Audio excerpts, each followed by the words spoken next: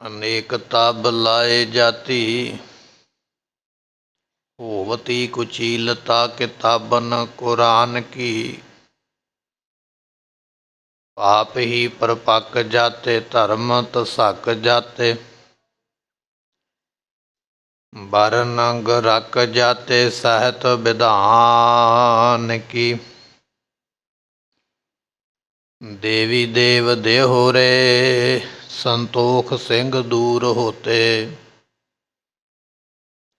रीत मेट जाती कथा बेदन पुराण की। श्री गुरु गोबिंद सिंह पावन परम सूर, वाहिगुरु। मूरत न होती जो पै करुणा निधान की। एक अंकारा सतगुरु ते प्रसाद सच होए, वाहिगुरु जी की फतेह है विघ्न विनाशन सोए। श्री वाहिगुरु जी की फतेह विघ्न विनाशन सोए। दोहरा। श्री कलगीधर तरी को प्रेरण कर जल माहे, रब तनुजा के बीच ही चले आए हर खाए। वाहिगुरु जी का खालसा, वाहिगुरु जी वाहिगुरु जी की फतेह। पतत पावन सतगुरु गरीब नवाज। गुरु ग्रंथ ਸਾਹਿਬ ਜੀਆਂ ਦੀ ਪਾਵਨ ਪਵਿੱਤਰ ਹਜ਼ੂਰੀ ਅੰਦਰ ਸੁਭਾਏਮਾਨ ਹੋ ਰਹੀ ਗੁਰੂ ਕੀ ਸੰਗਤ, ਆਪ ਸੰਗਤਾਂ ਨੇ ਸਤਿਗੁਰਾਂ ਦੇ ਦਰਬਾਰ ਵਿੱਚ ਬੈਠ ਕੇ ਰਸ ਭਿੰਨੇ ਗੁਰਬਾਣੀ ਦੇ ਸ਼ਬਦ ਕੀਰਤਨ ਸਰਵਣ ਕੀਤੇ। ਸਾਹਿਬ ਗੁਰੂ ਗੋਬਿੰਦ ਸਿੰਘ ਮਹਾਰਾਜ ਜੀਆਂ ਦੇ ਜੀਵਨ ਦੀ ਜੋ ਕਥਾ ਹੈ, ਉਹ ਆਪਾਂ ਲੜੀਵਾਰ ਸਤਿਗੁਰਾਂ ਦੇ ਜੀਵਨ ਦੀ ਕਥਾ ਨੂੰ ਸਰਵਣ ਕਰ ਰਹੇ ਹਾਂ। ਪਿਛਲੇ ਦੀਵਾਨ ਦੇ ਵਿੱਚ ਸਰਵਣ ਕੀਤਾ ਹੈ ਸਤਿਗੁਰੂ ਪਾਤਸ਼ਾਹ ਜੀ ਬਾਬਾ ਰਾਮ ਰਾਏ ਜੀਆਂ ਨੇ ਬੇਨਤੀ ਕੀਤੀ ਹੈ। ਬਾਬਾ ਰਾਮ ਰਾਏ ਜੀ ਗੁਰੂ ਹਰ ਰਾਏ ਪਾਤਸ਼ਾਹ ਜੀਆਂ ਦੇ ਵੱਡੇ ਪੁੱਤਰ ਨੇ। ਮਹਾਰਾਜ, ਮੈਂ ਇਕੱਲੇ ਦੇ ਵਿੱਚ ਤੁਹਾਨੂੰ ਮਿਲਣਾ ਚਾਹੁੰਦਾ। ਸਤਿਗੁਰੂ ਪਾਤਸ਼ਾਹ ਜੀ ਇਸ ਦੀ ਬੇਨਤੀ ਸੁਣ ਕੇ ਜਮਨਾ ਦੇ ਵਿੱਚ ਕਿਸ਼ਤੀ 'ਤੇ ਬੈਠ ਕੇ ਗਏ, ਬੇੜੀ 'ਤੇ ਬੈਠ ਕੇ ਗਏ। ਬਾਬਾ ਰਾਮ ਰਾਏ ਜੀ ਵੀ ਆ ਗਏ। ਇੱਥੇ ਦੋਨਾਂ ਜਾਣਿਆਂ ਦਾ ਆਪਸ ਵਿੱਚ ਮਿਲਾਪ ਹੋਇਆ। ਵਾਹਿਗੁਰੂ। ਬਾਬਾ ਰਾਮ ਰਾਏ ਜੀਆਂ ਨੇ ਕਈ ਤਰ੍ਹਾਂ ਦੇ ਬਚਨ ਗੁਰੂ ਗੋਬਿੰਦ ਸਿੰਘ ਮਹਾਰਾਜ ਨਾਲ ਕੀਤੇ ਅਤੇ ਗੁਰੂ ਪਾਤਸ਼ਾਹ ਨੇ ਵੇਖਿਆ ਕਿ ਰਾਮ ਰਾਏ ਦੀ ਸੰਗਤ ਸਾਡੇ ਵੱਲ ਪਿੱਠ ਕਰਨ ਦੇ ਨਾਲ ਨਾਲ ਰਾਮ ਰਾਏ ਵੱਲ ਵੀ ਪਿੱਠ ਕਰਕੇ ਉਹ ਖੜ੍ਹ ਗਈ ਹੈ। ਅਤੇ ਸਤਿਗੁਰਾਂ ਦੇ ਮੁਖੋਂ ਬਚਨ ਨਿਕਲਿਆ, ਕਹਿਣ ਲੱਗੇ, ਰਾਮ ਰਾਏ ਤੁਹਾਡੀ ਸੰਗਤ ਭੂਤਨੀ ਹੈ। ਭੂਤਨੀ ਤੋਂ ਭਾਵ ਹੈ ਬੇਮੁਖ ਹੈ, ਜੋ ਆਪਣੇ ਗੁਰੂ ਵੱਲ ਵੀ ਪਿੱਠ ਕਰਕੇ ਖਲੋਤੀ ਹੋਈ ਹੈ। ਇਹ ਬਚਨ ਇਤਿਹਾਸ ਗੁਰਮੁਖੋਂ ਕੱਲ੍ਹ ਆਪਾਂ ਸਰਵਣ ਕੀਤੇ। ਬਾਬਾ ਰਾਮ ਰਾਏ ਜੀ ਸਤਿਗੁਰਾਂ ਨੂੰ ਮਿਲ ਕੇ ਆਪਣੇ ਡੇਰੇ ਚਲੇ ਗਏ ਨੇ ਅਤੇ ਸਤਿਗੁਰੂ ਵੀ ਚੱਲ ਕੇ ਪਾਉਂਟਾ ਸਾਹਿਬ ਆਪਣੇ ਟਿਕਾਣੇ 'ਤੇ ਆ ਪਹੁੰਚੇ। ਇੱਥੋਂ ਅੱਗੇ ਪ੍ਰਸੰਗ ਸ਼ੁਰੂ ਹੋ ਰਿਹਾ, ਆਓ ਬੜੀ ਭਾਵਨਾ ਨਾਲ ਸਰਵਣ ਕਰੀਏ, ਮਿਲ ਕੇ ਆਖੀਏ ਸਤਨਾਮ ਸ੍ਰੀ ਵਾਹਿਗੁਰੂ ਸਾਹਿਬ ਜੀ। दोहरा। श्री कलगीधर तरी को प्रेरण कर जल माहे। ਕਲਗੀਧਰ ਪਾਤਸ਼ਾਹ ਸਾਹਿਬ ਗੁਰੂ ਗੋਬਿੰਦ ਸਿੰਘ ਮਹਾਰਾਜ ਜੀਆਂ ਨੇ ਉਸ ਵੇਲੇ ਜਿਸ ਬੇੜੀ ਵਿੱਚ ਸਵਾਰ ਸਨ, ਮਲਾਹ ਨੂੰ ਹੁਕਮ ਕੀਤਾ, ਕਹਿਣ ਲੱਗੇ ਵਾਪਸ ਲੈ ਚੱਲੋ ਕਿਨਾਰੇ 'ਤੇ।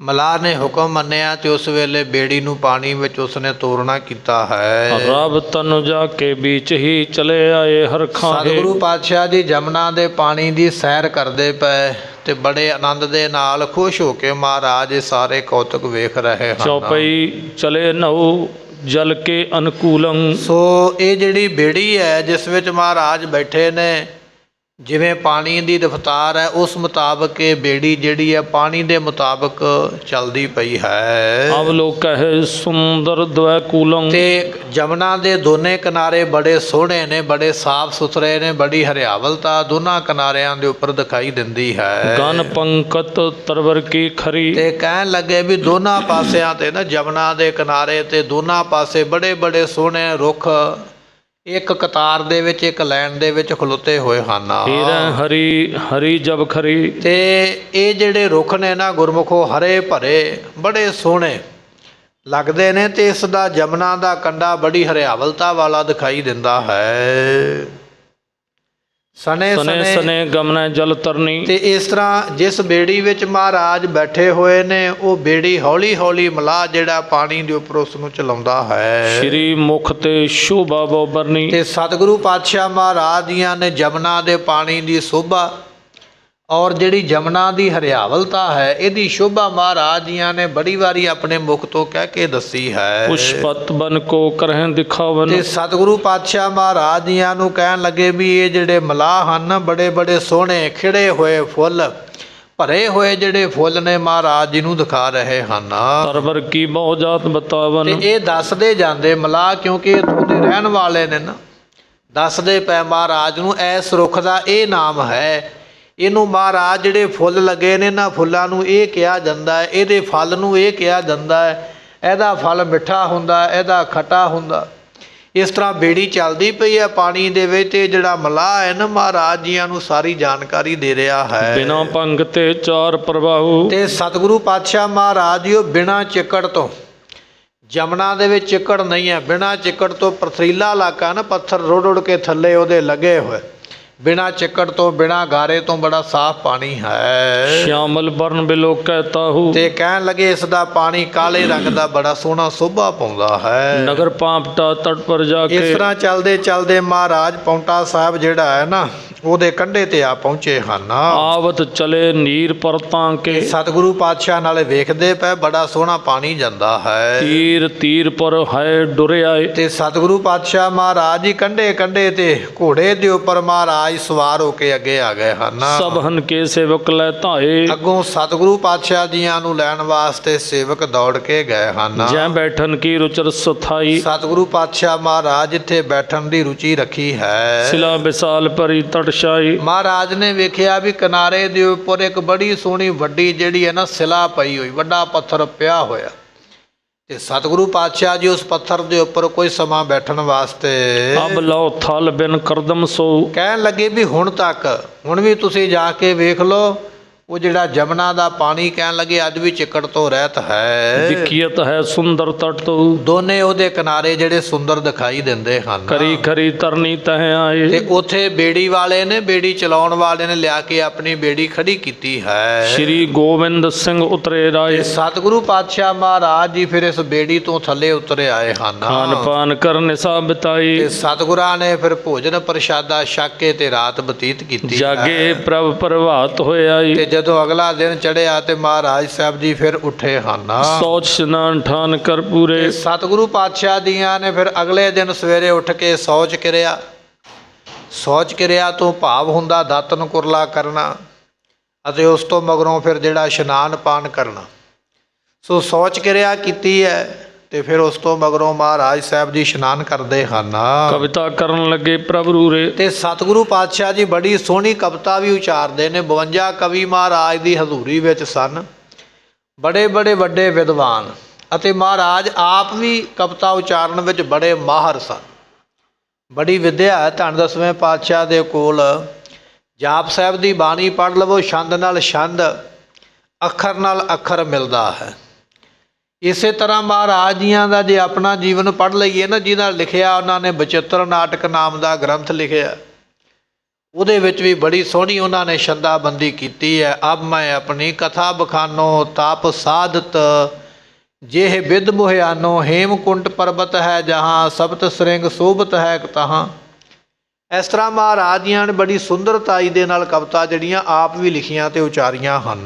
ਪ੍ਰਥਮ ਸ਼੍ਰੀ ਕ੍ਰਿਸ਼ਨ ਅਵਤਾਰੂ। ਤੇ ਸਤਿਗੁਰੂ ਪਾਤਸ਼ਾਹ ਮਹਾਰਾਜ ਜੀਆਂ ਨੂੰ ਨਾ ਸਿੱਖਾਂ ਨੇ ਬੇਨਤੀ ਕੀਤੀ, ਮਹਾਰਾਜ ਜੀ ਗੁਰਬਾਣੀ ਦੇ ਵਿੱਚ ਅਵਤਾਰਾਂ ਦਾ ਨਾਮ ਆਉਂਦਾ। ਜਦੋਂ ਆਪਾਂ ਗੁਰੂ ਗ੍ਰੰਥ ਸਾਹਿਬ ਦੀ ਬਾਣੀ ਪੜ੍ਹਦੇ ਹਾਂ ਨਾ, ਇਹਦੇ ਵਿੱਚ ਅਵਤਾਰਾਂ ਦਾ ਨਾਮ ਆਉਂਦਾ, ਰਾਮ ਜੀਆਂ ਦਾ ਨਾਮ ਆਉਂਦਾ ਹੈ, ਕ੍ਰਿਸ਼ਨ ਦਾ ਨਾਮ ਆਉਂਦਾ ਹੈ। ਧੰਨ ਧੰਨ ਉਹ ਰਾਮ ਬੇਨ ਬਾਜੈ, ਮਧੁਰ ਮਧੁਰ ਧੁਨ ਅਨਹਦ ਗਾਜੈ। ਸਵਈਆਂ ਦੇ ਵਿੱਚ ਵੀ ਜ਼ਿਕਰ ਕੀਤਾ। ਅਵਤਾਰਾਂ ਦਾ ਜ਼ਿਕਰ ਗੁਰੂ ਗ੍ਰੰਥ ਸਾਹਿਬ ਦੀ ਬਾਣੀ ਵਿੱਚ ਆਉਂਦਾ, ਨਾਮ ਵੀ ਆਉਂਦੇ। ਪਰ ਹੁਣ ਜਦੋਂ ਗੁਰੂ ਗ੍ਰੰਥ ਸਾਹਿਬ ਦੇ ਵਿੱਚ ਕੋਈ ਐਸੀ ਪੰਕਤੀ ਆ ਜਾਵੇ ਜਿਹੜੀ ਇਤਿਹਾਸ ਦੇ ਮੁਤਾਬਕ ਹੋਵੇ ਜਾਂ ਪਿਛਲੇ ਅਵਤਾਰਾਂ ਦੇ ਮੁਤਾਬਕ ਹੋਵੇ, ਤੇ ਜੇ ਉਹਨਾਂ ਦਾ ਇਤਿਹਾਸ ਸੁਣਾਉਣਾ ਪਵੇ ਗੁਰਬਾਣੀ ਦਾ ਸ਼ਬਦ ਖੋਲ੍ਹਣ ਵਾਸਤੇ, ਤੇ ਫਿਰ ਤੁਹਾਡੇ ਸਿੱਖਾਂ ਨੂੰ ਜਾਣਕਾਰੀ ਕਿੱਥੋਂ ਮਿਲੇ, ਕਿੱਥੋਂ ਪ੍ਰਾਪਤ ਹੋਵੇ।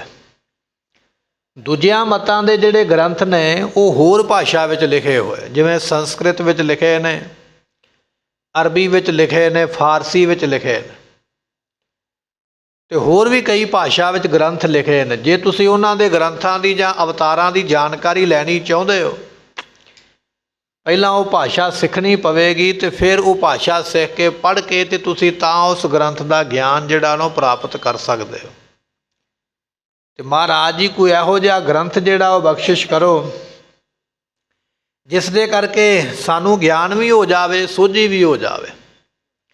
ਤੇ 10ਵੇਂ ਪਾਤਸ਼ਾਹ ਮਹਾਰਾਜ ਜੀਆਂ ਨੇ ਨਾ ਉਸ ਵੇਲੇ ਫਿਰ ਕੀ ਕੀਤਾ ਕਿ ਜਿਹੜੇ ਅਵਤਾਰ ਹੋਏ ਨੇ ਨਾ ਪਹਿਲੇ ਸਮਿਆਂ ਦੇ ਵਿੱਚ, ਉਹਨਾਂ ਅਵਤਾਰਾਂ ਦਾ ਜਿਹੜਾ ਜੀਵਨ ਲਿਖਿਆ ਹੋਇਆ ਹੈ, ਸੋ ਉਹਨਾਂ ਅਵਤਾਰਾਂ ਦੀ ਕਥਾ ਜਿਹੜੀ ਹੈ ਪੁਰਾਣਾਂ ਵਿੱਚ ਲਿਖੀ ਹੈ। ਉਹ ਪੁਰਾਣਾ ਦਾ ਉਲੱਥਾ ਕਰਕੇ ਮਹਾਰਾਜ ਜੀਆਂ ਨੇ ਉਸ ਨੂੰ ਪੰਜਾਬੀ ਵਿੱਚ ਲਿਖ ਦਿੱਤਾ। ਮੰਨ ਲਓ ਵੀ 100 ਪੇਜ ਦਾ ਕੋਈ ਲੇਖ ਲਿਖਿਆ ਹੈ ਨਾ, ਉਹਨੂੰ ਪੜ੍ਹ ਕੇ ਤੇ ਮਹਾਰਾਜ ਨੇ ਉਸ ਨੂੰ 10-15 ਪੇਜਾਂ ਦੇ ਵਿੱਚ ਹੀ ਉਹ ਸਾਰਾ ਹਵਾਲਾ ਮੋਟਾ ਮੋਟਾ ਦੇ ਦਿੱਤਾ, ਉਹਦੀ ਭਾਸ਼ਾ ਬਦਲ ਕੇ ਪੰਜਾਬੀ ਲਿਖ ਦਿੱਤਾ। ਤੁਸੀਂ ਕਿਸੇ ਵੀ ਅਵਤਾਰ ਦੀ ਜਾਣਕਾਰੀ ਚਾਹੁੰਦੇ ਹੋ ਤੇ ਤੁਸੀਂ ਇਸ ਨੂੰ ਪੜ੍ਹ ਲਵੋ, ਤੁਹਾਨੂੰ ਨਾ ਦੂਸਰੀ ਭਾਸ਼ਾ ਸਿੱਖਣ ਦੀ ਲੋੜ ਪੈਣੀ ਹੈ, ਨਾ ਕਿਸੇ ਨੂੰ ਜਾ ਕੇ ਪੁੱਛਣ ਦੀ ਲੋੜ ਪਵੇਗੀ, ਨਾ ਪੜ੍ਹਨ ਦੀ ਲੋੜ ਪਵੇਗੀ। ਔਰ ਉਹਦੇ ਵਿੱਚ ਮਹਾਰਾਜ ਨੇ ਕੋਈ ਵੀ ਆਪਣੇ ਕੋਲੋਂ ਘਾਟਾ ਵਾਧਾ ਨਹੀਂ ਕੀਤਾ। ਕਿਸੇ ਵੀ ਅਵਤਾਰ ਦੀ ਕਥਾ ਲਿਖੀ ਹੈ ਨਾ, ਤੇ ਉੱਥੇ ਮਹਾਰਾਜ ਨੇ ਲਿਖਿਆ ਹੈ ਵੀ ਫਲਾਣੇ ਗ੍ਰੰਥ ਦਾ ਅਸੀਂ ਹਵਾਲਾ ਇੱਥੇ ਦਿੰਦੇ ਪਏ ਹਾਂ, ਇਹ ਮਾਰਕੰਡੇ ਗ੍ਰੰਥ ਵਿੱਚੋਂ ਚੁੱਕਿਆ ਹੈ, ਜਾਂ ਕਿਹੜੇ ਗ੍ਰੰਥ ਵਿੱਚੋਂ ਇੱਥੇ ਅਸੀਂ ਇਹ ਇਤਿਹਾਸ ਲਿਖਿਆ ਹੈ, ਉਹਦਾ ਹਵਾਲਾ ਮਹਾਰਾਜ ਜਿਨ੍ਹਾਂ ਨੇ ਦਸਮ ਦੀ ਬਾਣੀ ਨੂੰ ਪੜ੍ਹਿਆ ਹੈ ਨਾ, ਉਹ ਇਸ ਗੱਲ ਦੀ ਸੋਝੀ ਰੱਖਦੇ ਨੇ, ਜਾਣਕਾਰੀ ਰੱਖਦੇ ਨੇ ਵੀ ਥੱਲੇ ਮਹਾਰਾਜ ਉਹਨਾਂ ਸਾਰਿਆਂ ਦਾ ਵਾਰੀ-ਵਾਰੀ ਜ਼ਿਕਰ ਕਰਦੇ ਆਏ। ਇਹ ਹਵਾਲਾ ਇੱਥੋਂ ਦਿੰਦੇ ਪਏ ਆ। 24 ਅਵਤਾਰਾਂ ਦੀ ਕਥਾ ਜਿਹੜੀ ਹੈ ਉਹ 10ਵੇਂ ਪਾਤਸ਼ਾਹ ਨੇ ਲਿਖੀ ਹੈ। 23 ਅਵਤਾਰ ਉਹ ਨੇ ਜਿਹੜੇ ਦੁਨੀਆ 'ਤੇ ਹੋ ਚੁੱਕੇ ਨੇ, ਤੇ 24ਵਾਂ ਅਵਤਾਰ ਉਹ ਹੈ ਜਿਹੜਾ ਹਾਲੇ ਹੋਇਆ ਨਹੀਂ ਪਰ ਹੋਣਾ ਹੈ, ਜਿਸ ਨੂੰ ਕਲਕੀ ਅਵਤਾਰ ਵੀ ਵਿਦਵਾਨਾਂ ਨੇ ਲਿਖਿਆ ਹੈ। ਪਰ ਕਲਕੀ ਅਵਤਾਰ ਦੇ ਲੱਛਣ ਵੀ ਮਹਾਰਾਜ ਨੇ ਲਿਖ ਦਿੱਤੇ ਆਉਣ ਵਾਲੇ ਸਮੇਂ ਵਿੱਚ। ਸਮਾਂ ਤੇ ਅਜੇ ਪਤਾ ਨਹੀਂ ਕਦੋਂ ਆਉਣਾ, ਪਰ ਉਹਦੇ ਲੱਛਣ, ਉਹ ਸਮਾਂ ਕਿਹੋ ਜਿਹਾ ਹੋਵੇਗਾ, ਅਵਤਾਰ ਦੀ ਕਿਰਿਆ ਪ੍ਰਕਿਰਿਆ ਕੀ ਹੋਵੇਗੀ, ਉਹ ਵੀ ਮਹਾਰਾਜ ਜੀ ਨੇ ਜ਼ਿਕਰ ਕੀਤਾ ਹੈ। ਸੋ ਇਸ ਤਰ੍ਹਾਂ 24 ਅਵਤਾਰਾਂ ਦੀ ਕਥਾ ਜਿਹੜੀ ਹੈ ਨਾ, ਮਹਾਰਾਜ ਨੇ ਉਲੱਥਾ ਕਰਕੇ ਪੰਜਾਬੀ ਵਿੱਚ ਲਿਖ ਕੇ ਉਹਨਾਂ ਗ੍ਰੰਥਾਂ ਦੇ ਥੱਲੇ ਨਾਮ ਲਿਖੇ ਨੇ। ਇਸ ਗ੍ਰੰਥ ਵਿੱਚੋਂ ਅਸੀਂ ਆਹ ਇਤਿਹਾਸ ਤੁਹਾਨੂੰ ਦੇ ਚੱਲੇ ਹਾਂ। ਸੋ ਇਸ ਤਰ੍ਹਾਂ ਮਹਾਰਾਜ ਨੇ ਇਹ ਜਿਹੜਾ ਹੈ ਨਾ ਦਸਮ ਗ੍ਰੰਥ ਜਿਸ ਨੂੰ ਕਿਹਾ ਜਾਂਦਾ, ਉਹਦੇ ਵਿੱਚ ਇਹ ਮਹਾਰਾਜ ਨੇ ਜ਼ਿਕਰ ਕੀਤਾ ਹੈ। ਕਈ ਵਾਰੀ ਅਸੀਂ ਇਸ ਗੱਲ ਦਾ ਝਗੜਾ ਪਾ ਕੇ ਬਹਿ ਜਾਂਦੇ ਹਾਂ ਵੀ ਇਹ ਦੂਜੇ ਅਵਤਾਰਾਂ ਦੀ ਕਥਾ ਕਿਉਂ ਲਿਖੀ ਹੈ, ਜਾਂ ਮਹਾਰਾਜ ਨੇ ਆਹ ਬਾਣੀ ਕਿਉਂ ਲਿਖੀ ਹੈ, ਜਾਂ ਕਹਿ ਦਿੰਦੇ ਵੀ ਇਹ ਬਾਣੀ ਮਹਾਰਾਜ ਦੀ ਹੋ ਹੀ ਨਹੀਂ ਸਕਦੀ ਹੈ। ਇਸ ਤਰ੍ਹਾਂ ਦਾ ਸਾਡੇ ਵਿੱਚ ਝਗੜਾ ਪੈ ਜਾਂਦਾ ਹੈ, ਜਾਂ ਵਿਚਾਰ ਜਿਹੜੇ ਨੇ ਇੱਕ ਦੂਜੇ ਨਾਲ ਮਿਲਦੇ ਨਹੀਂ, ਵਿਚਾਰਾਂ ਦਾ ਫਰਕ ਪੈ ਜਾਂਦਾ ਹੈ। ਪਰ ਜੇ ਸਮਝਣ ਵਾਲੇ ਪਾਸੇ ਚੱਲੀਏ ਤਾਂ ਕੇਵਲ ਸਮਝਣ ਵਾਸਤੇ, ਗਿਆਨ ਵਾਸਤੇ ਮਹਾਰਾਜ ਨੇ ਉਹ ਗ੍ਰੰਥ ਨੂੰ ਪੰਜਾਬੀ ਵਿੱਚ ਲਿਖ ਕੇ ਸਾਨੂੰ ਦਿੱਤਾ ਵੀ ਤੁਸੀਂ ਇਹਨਾਂ ਅਵਤਾਰਾਂ ਨੇ ਦੁਨੀਆ 'ਤੇ ਕੀ ਕੀਤਾ, ਕਿਵੇਂ ਕਿਵੇਂ ਜੰਗ ਹੋਏ ਸਨ, ਜੰਗ ਵਿੱਚ ਕੌਣ ਮਰਿਆ ਅਤੇ ਕੌਣ ਜਿੱਤਿਆ, ਜਾਂ ਇਹਨਾਂ ਨੇ ਦੁਨੀਆ ਵਿੱਚ ਆ ਕੇ ਕੀ ਕੀਤਾ, ਤੁਸੀਂ ਇੱਥੋਂ ਪੰਜਾਬੀ ਵਿੱਚ ਪੜ੍ਹ ਕੇ ਤੇ ਜਾਣਕਾਰੀ ਲੈ ਸਕਦੇ ਹੋ। ਤੇ ਮਹਾਰਾਜ ਜੀ ਇੱਥੇ ਸਾਰਿਆਂ ਤੋਂ ਪਹਿਲਾਂ ਕ੍ਰਿਸ਼ਨਾ ਅਵਤਾਰ ਲਿਖਦੇ ਪਏ। ਭਗਵਾਨ ਕ੍ਰਿਸ਼ਨ ਜੀ ਹੋਏ ਨਾ ਦੁਆਪਰ ਯੁੱਗ ਦੇ ਵਿੱਚ। ਹੁਣ ਉਹਨਾਂ ਦਾ ਜੀਵਨ ਪੜ੍ਹਨਾ ਹੈ, ਗੀਤਾ ਪੜ੍ਹਨੀ ਪਵੇਗੀ, ਮਹਾਂਭਾਰਤ ਦਾ ਸਾਰਾ ਜੰਗ ਪੜ੍ਹਨਾ ਪਵੇਗਾ, ਮਹਾਂਭਾਰਤ ਨਾਮੇ ਗ੍ਰੰਥ ਵੀ ਪੜ੍ਹਨਾ ਪਵੇਗਾ, ਫਿਰ ਜਾ ਕੇ ਜਾਣਕਾਰੀ ਮਿਲੇਗੀ। ਪਰ ਉਹ ਪੜ੍ਹਨ ਦੇ ਨਾਲੋਂ ਜੇ 10ਵੇਂ ਪਾਤਸ਼ਾਹ ਨੇ ਕ੍ਰਿਸ਼ਨਾ ਅਵਤਾਰ ਲਿਖਿਆ, ਨਾਲੇ ਥੋੜ੍ਹੇ ਪੇਜ ਨੇ, ਅੰਗ ਵੀ ਥੋੜ੍ਹੇ ਨੇ, ਉਹ ਪੜ੍ਹ ਲਓ, ਉਹਦੇ ਵਿੱਚ ਸਭ ਕੁਝ ਹੀ ਹੈ ਵੀ ਉਹਨਾਂ ਦਾ ਅਵਤਾਰ ਕਿਵੇਂ ਹੋਇਆ ਹੈ, ਉਹਨਾਂ ਨੇ ਗਊਆਂ ਕਿਵੇਂ ਚਾਰੀਆਂ, ਉਹ ਮੱਖਣ ਕਿਵੇਂ ਉਹਨਾਂ ਨੇ ਚੁਰਾਇਆ ਸੀ, ਦੈਂਤਾਂ ਨੂੰ ਕਿਵੇਂ ਮਾਰਿਆ, ਜਿਹੜੇ ਹੋਰ ਦੁਸ਼ਮਣ ਸਨ ਉਹਨਾਂ ਨੂੰ ਕਿਵੇਂ ਮਾਰਿਆ, ਫਿਰ ਆਪ ਉਹ ਦੁਨੀਆ ਤੋਂ ਕਿਵੇਂ ਸਰੀਰ ਛੱਡ ਕੇ ਗਏ, ਉਹ ਸਾਰਾ ਕੁਝ ਮਹਾਰਾਜ ਨੇ ਆਪਣੀ ਕਲਮ ਦੇ ਨਾਲ ਸੌਖਾ ਕਰਕੇ ਔਰ ਥੋੜ੍ਹਾ ਕਰਕੇ ਲਿਖ ਕੇ ਦੇ ਦਿੱਤਾ ਵੀ ਇੱਥੋਂ ਜਾਣਕਾਰੀ ਲੈ ਲਵੋ। ਹੁਣ ਜਦੋਂ ਕ੍ਰਿਸ਼ਨ ਭਗਵਾਨ ਦੀ ਗੱਲ ਆਵੇਗੀ ਗੁਰੂ ਗ੍ਰੰਥ ਸਾਹਿਬ ਦੇ ਵਿੱਚ, ਤੇ ਜੇ ਕੋਈ ਜਾਣਕਾਰੀ ਲੈਣੀ ਚਾਹਵੇ ਜਾਂ ਦੇਣੀ ਚਾਹਵੇ ਤੇ ਉਥੋਂ ਮਹਾਰਾਜ 10ਵੇਂ ਪਾਤਸ਼ਾਹ ਦਾ ਬਾਣੀ ਪੜ੍ਹ ਕੇ ਤੇ ਸੰਗਤ ਨੂੰ ਸੋਝੀ ਦਿੱਤੀ ਜਾ ਸਕਦੀ ਹੈ। ਪਰ ਜੇ ਹੁਣ ਆਪਾਂ ਇਹ ਗੱਲ ਕਰੀਏ ਵੀ ਨਹੀਂ, ਅਸੀਂ ਜਿਹੜਾ ਮਹਾਰਾਜ ਨੇ ਪੰਜਾਬੀ ਵਿੱਚ ਲਿਖ ਦਿੱਤਾ ਇਹ ਨਹੀਂ ਪੜ੍ਹਨਾ, ਅਸੀਂ ਤੇ ਉਹ ਪੜ੍ਹਨਾ ਜਿਹੜਾ ਉਹਨਾਂ ਨੇ ਲਿਖਿਆ ਹੈ, ਤੇ ਉਹ ਤੇਰੀ ਆਪਣੀ ਮਰਜ਼ੀ ਹੈ। ਪਹਿਲਾਂ ਭਾਸ਼ਾ ਸਿੱਖ ਤੇ ਫਿਰ ਗ੍ਰੰਥ ਪੜ੍ਹ ਤੇ ਫਿਰ ਦੁਨੀਆ ਨੂੰ ਦੱਸ ਦੇ। ਪਰ ਜੇ ਸੌਖੇ ਤਰੀਕੇ ਦੇ ਨਾਲ ਚਾਹੁੰਦਾ ਤਾਂ ਫਿਰ ਮਹਾਰਾਜ ਨੇ ਸੌਖੇ ਤਰੀਕੇ ਨਾਲ ਲਿਖ ਦਿੱਤਾ ਪੰਜਾਬੀ ਦੇ ਵਿੱਚ, ਬਿਲਕੁਲ ਸਰਲ ਭਾਸ਼ਾ। ਜਿਹੜੀ ਤੂੰ ਗੁਰੂ ਗ੍ਰੰਥ ਸਾਹਿਬ ਦੀ ਗੁਰਮੁਖੀ ਭਾਸ਼ਾ ਪੜ੍ਹਦਾ ਉਹਦੇ ਵਿੱਚ ਹੀ ਮਹਾਰਾਜ ਨੇ ਉਸ ਬਾਣੀ ਨੂੰ ਲਿਖਿਆ। ਉਹ ਬਾਣੀ 10ਵੇਂ ਪਾਤਸ਼ਾਹ ਦੀ ਲਿਖਣ ਕਰਕੇ ਉਹਦਾ ਨਾਮ ਵੀ 10ਮ ਗ੍ਰੰਥ ਪੈ ਗਿਆ, 10ਵੇਂ ਪਾਤਸ਼ਾਹ ਨੇ ਲਿਖਿਆ। ਸੋ ਉਹਦੇ ਵਿੱਚ ਸਾਡੇ ਵਿੱਚ ਕਈ ਤਰ੍ਹਾਂ ਦੇ ਵਿਚਾਰ ਵੀ ਨੇ, ਤਕਰਾਰ ਵੀ ਹੈ, ਕਈ ਕੁਝ ਆਪਾਂ ਉਸ ਪਾਸੇ ਨੂੰ ਨਹੀਂ ਜਾਵਾਂਗੇ। ਕੇਵਲ ਜਾਣਕਾਰੀ ਵਾਸਤੇ ਹੈ ਵੀ ਮਹਾਰਾਜ ਨੇ 24 ਅਵਤਾਰਾਂ ਦਾ ਉਹਦੇ ਵਿੱਚ ਜ਼ਿਕਰ ਕੀਤਾ। ਉਹਦੇ ਵਿੱਚ ਮਹਾਰਾਜ ਨੇ ਆਪਣੇ ਅਵਤਾਰ ਦਾ ਵੀ ਜ਼ਿਕਰ ਕੀਤਾ। ਉਹਦੇ ਵਿੱਚ ਮਹਾਰਾਜ ਦੀਆਂ ਨੇ ਗੁਰੂ ਨਾਨਕ ਸਾਹਿਬ ਦੀ ਕੁੱਲ ਔਰ ਖਾਨਦਾਨ ਬਾਰੇ ਵੀ ਜ਼ਿਕਰ ਕੀਤਾ ਵੀ ਕੁੱਲ ਕਿਵੇਂ ਆ ਮਹਾਰਾਜ ਦੀ, ਅਤੇ ਕਿਵੇਂ ਕਿਵੇਂ ਉਹਨਾਂ ਦੇ ਅੱਗੇ ਮਹਾਰਾਜ ਨੇ ਕਾਰਜ ਕੀਤੇ, ਕੀ ਉਸ ਵੇਲੇ ਦੇ ਹਾਲਾਤ ਸਨ, ਕਲਯੁਗ ਦਾ ਸਮਾਂ ਕਿਹੋ ਜਿਹਾ ਸੀ। ਇਹ ਸਾਰੀਆਂ ਜਾਣਕਾਰੀਆਂ 10ਵੇਂ ਪਾਤਸ਼ਾਹ ਨੇ ਲਿਖੀਆਂ, ਜਿਸ ਨੂੰ 10ਵੇਂ ਗੁਰੂ ਦੇ ਲਿਖਣ ਕਰਕੇ 10ਮ ਗ੍ਰੰਥ ਦਾ ਨਾਮ ਪੈ ਗਿਆ। ਅਤੇ ਕੁਝ ਸਿੱਖ ਉਸ 10ਮ ਗ੍ਰੰਥ ਨੂੰ 10ਮ ਗੁਰੂ ਗ੍ਰੰਥ ਵੀ ਕਹਿ ਦਿੰਦੇ ਨੇ, ਪਰ ਸਿੱਖਾਂ ਦਾ ਗੁਰੂ ਇੱਕੋ ਹੀ ਹੈ, ਉਹ ਹੈ ਗੁਰੂ ਗ੍ਰੰਥ ਸਾਹਿਬ। ਇਹਨਾਂ ਦੇ ਬਰਾਬਰ ਕੋਈ ਨਹੀਂ ਹੈ, ਨਾ ਕੋਈ ਹੋਇਆ ਨਾ ਕੋਈ ਹੋ ਸਕੇਗਾ। ਇਹ ਸਾਡੇ ਮਨ ਦੇ ਵਿੱਚ, ਦਿਮਾਗ ਦੇ ਵਿੱਚ ਐਵੇਂ ਗੱਲਾਂ ਭਰੀਆਂ ਜਾ ਰਹੀਆਂ ਕਈ ਤਰ੍ਹਾਂ ਦੇ ਝਗੜੇ ਵਾਸਤੇ ਵੀ ਵੇਖੋ ਜੀ 2 ਗ੍ਰੰਥ ਬਣ ਜਾਣਗੇ, 3 ਬਣ ਜਾਣਗੇ, ਫਿਰ ਪਤਾ ਨਹੀਂ ਲੱਗੇਗਾ ਵੀ ਗੁਰੂ ਕੌਣ ਹੈ। ਬਾਪ ਬਾਪ ਹੀ ਹੁੰਦਾ, ਚਾਚੇ ਤਾਏ ਭਾਵੇਂ ਜਿੰਨੇ ਮਰਜ਼ੀ ਹੋਣ। ਬਹੁਤੇ ਚਾਚੇ ਤਾਇਆਂ ਦੇ ਨਾਲ ਬਾਪ ਜਿਹੜਾ ਨਾ ਉਹ ਖਤਮ ਨਹੀਂ ਹੋ ਜਾਏਗਾ। ਅਤੇ ਜੇ ਆਪਾਂ ਬਹੁਤੇ ਗ੍ਰੰਥਾਂ ਦੀ ਗੱਲ ਕਰੀਏ ਨਾ, ਤਾਂ ਹਿੰਦੂ ਧਰਮ ਦੇ 4 ਵੇਦ ਨੇ, 18 ਪੁਰਾਣ ਨੇ, 6 ਸ਼ਾਸਤਰ ਨੇ, 27 ਸਿਮਰਤੀਆਂ ਨੇ। ਪਰ ਜਿਸ ਗ੍ਰੰਥ ਦਾ ਜਿਹੜਾ ਦਰਜਾ ਹੈ ਉਹਦੇ ਕੋਲ ਉਹੀ ਹੈ। ਦੂਜੇ ਗ੍ਰੰਥ ਦੇ ਬਣਨ ਕਰਕੇ ਪਹਿਲੇ ਦਾ ਦਰਜਾ ਖਰਾਬ ਨਹੀਂ ਹੋ ਗਿਆ। ਅਤੇ ਮੁਸਲਮਾਨ ਧਰਮ ਦੀਆਂ ਵੀ 4 ਹੀ ਕਿਤਾਬਾਂ ਨੇ। ਅਸੀਂ ਤਾਂ ਇਕੱਲਾ ਜਾਣਦੇ ਹਾਂ ਨਾ ਕੁਰਾਨ ਬਾਰੇ, ਤੌਰੇਤ ਵੀ ਇੱਕ ਦਾ ਨਾਮ ਹੈ, ਕੁਰਾਨ ਹੈ। ਹੋਰ ਵੀ ਧਰਮਾਂ ਦੇ ਕਈ ਕਈ ਗ੍ਰੰਥ ਨੇ, ਇੱਕ ਗ੍ਰੰਥ ਨਹੀਂ, ਸਾਰੇ ਧਰਮਾਂ ਦੇ ਬੜੇ ਬੜੇ ਗ੍ਰੰਥ ਨੇ। ਪਰ ਅਸੀਂ ਤਾਂ ਕੇਵਲ ਇੱਕ ਦੂਜੇ ਨਾਲ ਝਗੜਾ ਕਰਨਾ ਜਾਣਦੇ, ਨਾ ਕੋਈ ਗ੍ਰੰਥ ਨੂੰ ਪੜ੍ਹਨਾ ਜਾਣਦਾ। ਮੇਰੇ ਖਿਆਲ ਮੁਤਾਬਕ 100 ਦੇ ਵਿੱਚੋਂ 95 ਲੋਕ ਉਹ ਹੋਣਗੇ ਜਿਨ੍ਹਾਂ ਨੂੰ ਪਤਾ ਹੀ ਨਹੀਂ ਵੀ 10ਮ ਗ੍ਰੰਥ ਸ਼ੁਰੂ ਕਿੱਥੋਂ ਹੁੰਦਾ ਅਤੇ ਖ਼ਤਮ ਕਿੱਥੇ ਹੁੰਦਾ, ਉਹਦੇ ਵਿੱਚ ਕੀ ਲਿਖਿਆ। ਬਹੁਤਿਆਂ ਨੇ ਤਾਂ ਦਰਸ਼ਨ ਹੀ ਨਹੀਂ ਕੀਤੇ ਵੀ ਉਹਦੇ ਅੰਗ ਵੀ ਕਿੰਨੇ ਹੋਣਗੇ। ਬਸ ਇੱਕ ਦੂਜੇ ਤੋਂ ਸੁਣ ਕੇ ਝਗੜੇ ਤੋਂ ਬਿਨਾਂ ਸਾਡੇ ਕੋਲ ਕੁਝ ਨਹੀਂ। ਇੱਕ ਦੂਜੇ ਤੋਂ ਸੁਣ ਕੇ ਝਗੜਾ ਇੱਕ ਦੂਜੇ ਨਾਲ ਕਰਦੇ ਪਏ, ਇਸ ਕੰਮ ਵਾਸਤੇ ਲੱਗੇ ਹੋਏ ਹਾਂ। ਰਹੁ ਵਿਚਾਰ ਆਪਾਂ 10ਵੇਂ ਪਾਤਸ਼ਾਹ ਦਾ ਇਤਿਹਾਸ ਸਰਵਣ ਕਰ ਰਹੇ ਹਾਂ। ਕਿਸੇ ਨੇ ਮੰਨਣਾ 10ਵੇਂ ਪਾਤਸ਼ਾਹ ਦੀ ਬਾਣੀ ਨੂੰ ਮੰਨੇ, ਜਿਹਨੇ ਨਹੀਂ ਮੰਨਣਾ ਉਹ ਨਾ ਮੰਨੇ, ਉਹ ਸਾਡੀ ਆਪਣੀ ਮਰਜ਼ੀ ਹੈ। ਜਿਹੋ ਜਿਹੀ ਭਾਵਨਾ, ਜਿਹੋ ਜਿਹੀ ਵਿਚਾਰ ਹੈ, ਉਹੋ ਜਿਹੇ ਫਲ ਮਹਾਰਾਜ ਨੇ ਸਾਰਿਆਂ ਨੂੰ ਹੀ ਬਖਸ਼ਿਸ਼ ਕਰ ਦੇਣਾ। ਸੋ ਇੱਥੇ ਪਾਉਂਟਾ ਸਾਹਿਬ ਦੀ ਧਰਤੀ 'ਤੇ ਮਹਾਰਾਜ ਨੇ ਕ੍ਰਿਸ਼ਨਾ ਅਵਤਾਰ ਲਿਖਿਆ। ਕਵਿਤਾ ਦੇ ਬੜੇ ਮਾਹਰ ਨੇ ਮਹਾਰਾਜ ਜੀ। ਅੱਜ ਵੀ ਉੱਥੇ ਮਹਾਰਾਜ ਦੀ ਯਾਦ ਵਿੱਚ ਕਵੀ ਦਰਬਾਰ ਕਰਵਾਇਆ ਜਾਂਦਾ। ਸੋ ਮਹਾਰਾਜ ਇੱਥੇ ਕ੍ਰਿਸ਼ਨਾ ਅਵਤਾਰ ਲਿਖਣ ਲੱਗੇ ਹਨ। ਛੰਦ ਸਵਈਏ ਕਰਤ ਉਚਾਰੂ। ਇੱਥੇ ਮਹਾਰਾਜ ਨੇ ਫਿਰ ਛੰਦ ਸਵਈਏ, ਇਹ ਕਵਿਤਾ ਦੇ ਵੱਖਰੇ ਵੱਖਰੇ ਰੂਪ ਹੁੰਦੇ ਗੁਰਮੁਖੋ, ਅਤੇ ਉਹ ਚਾਲ ਬਣਾਉਣ ਵਾਸਤੇ ਛੰਦ ਲਿਖਿਆ ਜਾਂਦਾ, ਦੋਹਰਾ ਲਿਖਿਆ ਜਾਂਦਾ, ਚੌਪੀ ਲਿਖੀ ਜਾਂਦੀ, ਸਵਈਏ ਲਿਖੇ ਜਾਂਦੇ। ਜਿਵੇਂ ਦੀ ਚਾਲ ਬਣਾਉਣੀ ਹੈ ਉਸ ਮੁਤਾਬਕ ਅੱਖਰ ਪੂਰੇ ਕਰਨੇ ਪੈਂਦੇ ਹਨ।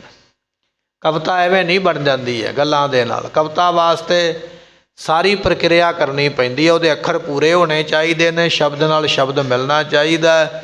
ਜਿਸ ਗੱਲ ਦਾ ਤੁਸੀਂ ਜ਼ਿਕਰ ਕਰਦੇ ਪਏ ਹੋ ਉਸ ਦਾ ਜ਼ਿਕਰ ਵੀ ਹੋਣਾ ਚਾਹੀਦਾ। ਸਾਰੇ ਤਰੀਕਿਆਂ ਤੋਂ ਪੂਰਾ ਹੋਵੇਗਾ ਅਤੇ ਤਾਂ ਕਵਿਤਾ ਮੰਨੀ ਜਾਣੀ ਹੈ। ਜੇ ਕਿਸੇ ਪਾਸਿਓਂ ਵੀ ਅਧੂਰਾ ਰਹਿ ਗਿਆ ਤੇ ਉਹ ਲੰਗੜੀ ਕਵਿਤਾ ਮੰਨੀ ਜਾਏਗੀ, ਕਵੀ ਉਹਨੂੰ ਪ੍ਰਵਾਨ ਨਹੀਂ ਕਰਨਗੇ।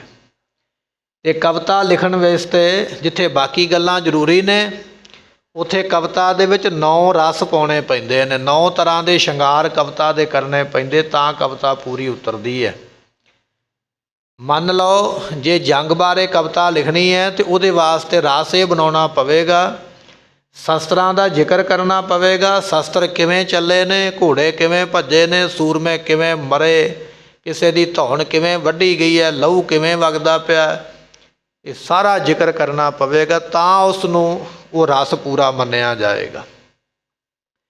ਜੇ ਸ਼ਿੰਗਾਰ ਦੀ ਕਥਾ ਕਰਨੀ ਹੈ, ਸ਼ਿੰਗਾਰ ਦੀ ਕਵਿਤਾ ਰਚਣੀ ਹੈ, ਤੇ ਸ਼ਿੰਗਾਰ ਦੀ ਕਵਿਤਾ ਲਿਖਣ ਵਾਸਤੇ ਸਾਰਾ ਕੁਝ ਲਿਖਣਾ ਪਵੇਗਾ ਵੀ ਉਹਦਾ ਸਰੀਰ ਕਿਸ ਤਰ੍ਹਾਂ ਦਾ ਹੈ, ਉਹਦਾ ਰੰਗ ਕਿਸ ਤਰ੍ਹਾਂ ਦਾ ਹੈ, ਉਹਦੀ ਤੋਰ ਕਿਸ ਤਰ੍ਹਾਂ ਦੀ ਹੈ, ਉਹਦਾ ਬੋਲ ਚਾਲ ਕਿਸ ਤਰ੍ਹਾਂ ਦਾ, ਉਹਦੀ ਵੇਖਣੀ ਕਿਹੋ ਜਿਹੀ ਹੈ, ਉਹ ਸਾਰਾ ਕੁਝ ਜ਼ਿਕਰ ਉਤਾਰਨਾ ਪਵੇਗਾ, ਤਾਂ ਉਸ ਦਾ ਸ਼ਿੰਗਾਰ ਰਸ ਪੂਰਾ ਬੰਨ੍ਹਿਆ ਜਾਏਗਾ। ਇਸ ਤਰ੍ਹਾਂ ਇਹ 9 ਰਸ ਹੁੰਦੇ ਨੇ ਕਵਿਤਾ ਦੇ, ਜਿਹੜੇ ਕਵੀ ਲਿਖਦੇ ਨੇ ਉਹਨਾਂ ਨੂੰ ਇਹ ਜਾਣਕਾਰੀ ਹੁੰਦੀ ਹੈ, ਫਿਰ ਉਸ ਕਵਿਤਾ ਨੂੰ ਪੂਰਾ ਮੰਨਿਆ ਜਾਂਦਾ ਹੈ। ਇਹ ਵੀ ਲੰਮੀ ਚੌੜੀ ਵਿਚਾਰ ਹੈ। ਆਪਾਂ 10ਵੇਂ ਪਾਤਸ਼ਾਹ ਦਾ ਇਤਿਹਾਸ ਸਰਵਣ ਕਰ ਰਹੇ ਹਾਂ। ਸਤਿਗੁਰੂ ਜੀਆਂ ਨੇ ਕ੍ਰਿਸ਼ਨਾ ਅਵਤਾਰ ਲਿਖਿਆ, ਛੰਦ ਸਵਈਏ ਦੇ ਵਿੱਚ ਲਿਖੇ ਹੋਏ ਹਨ।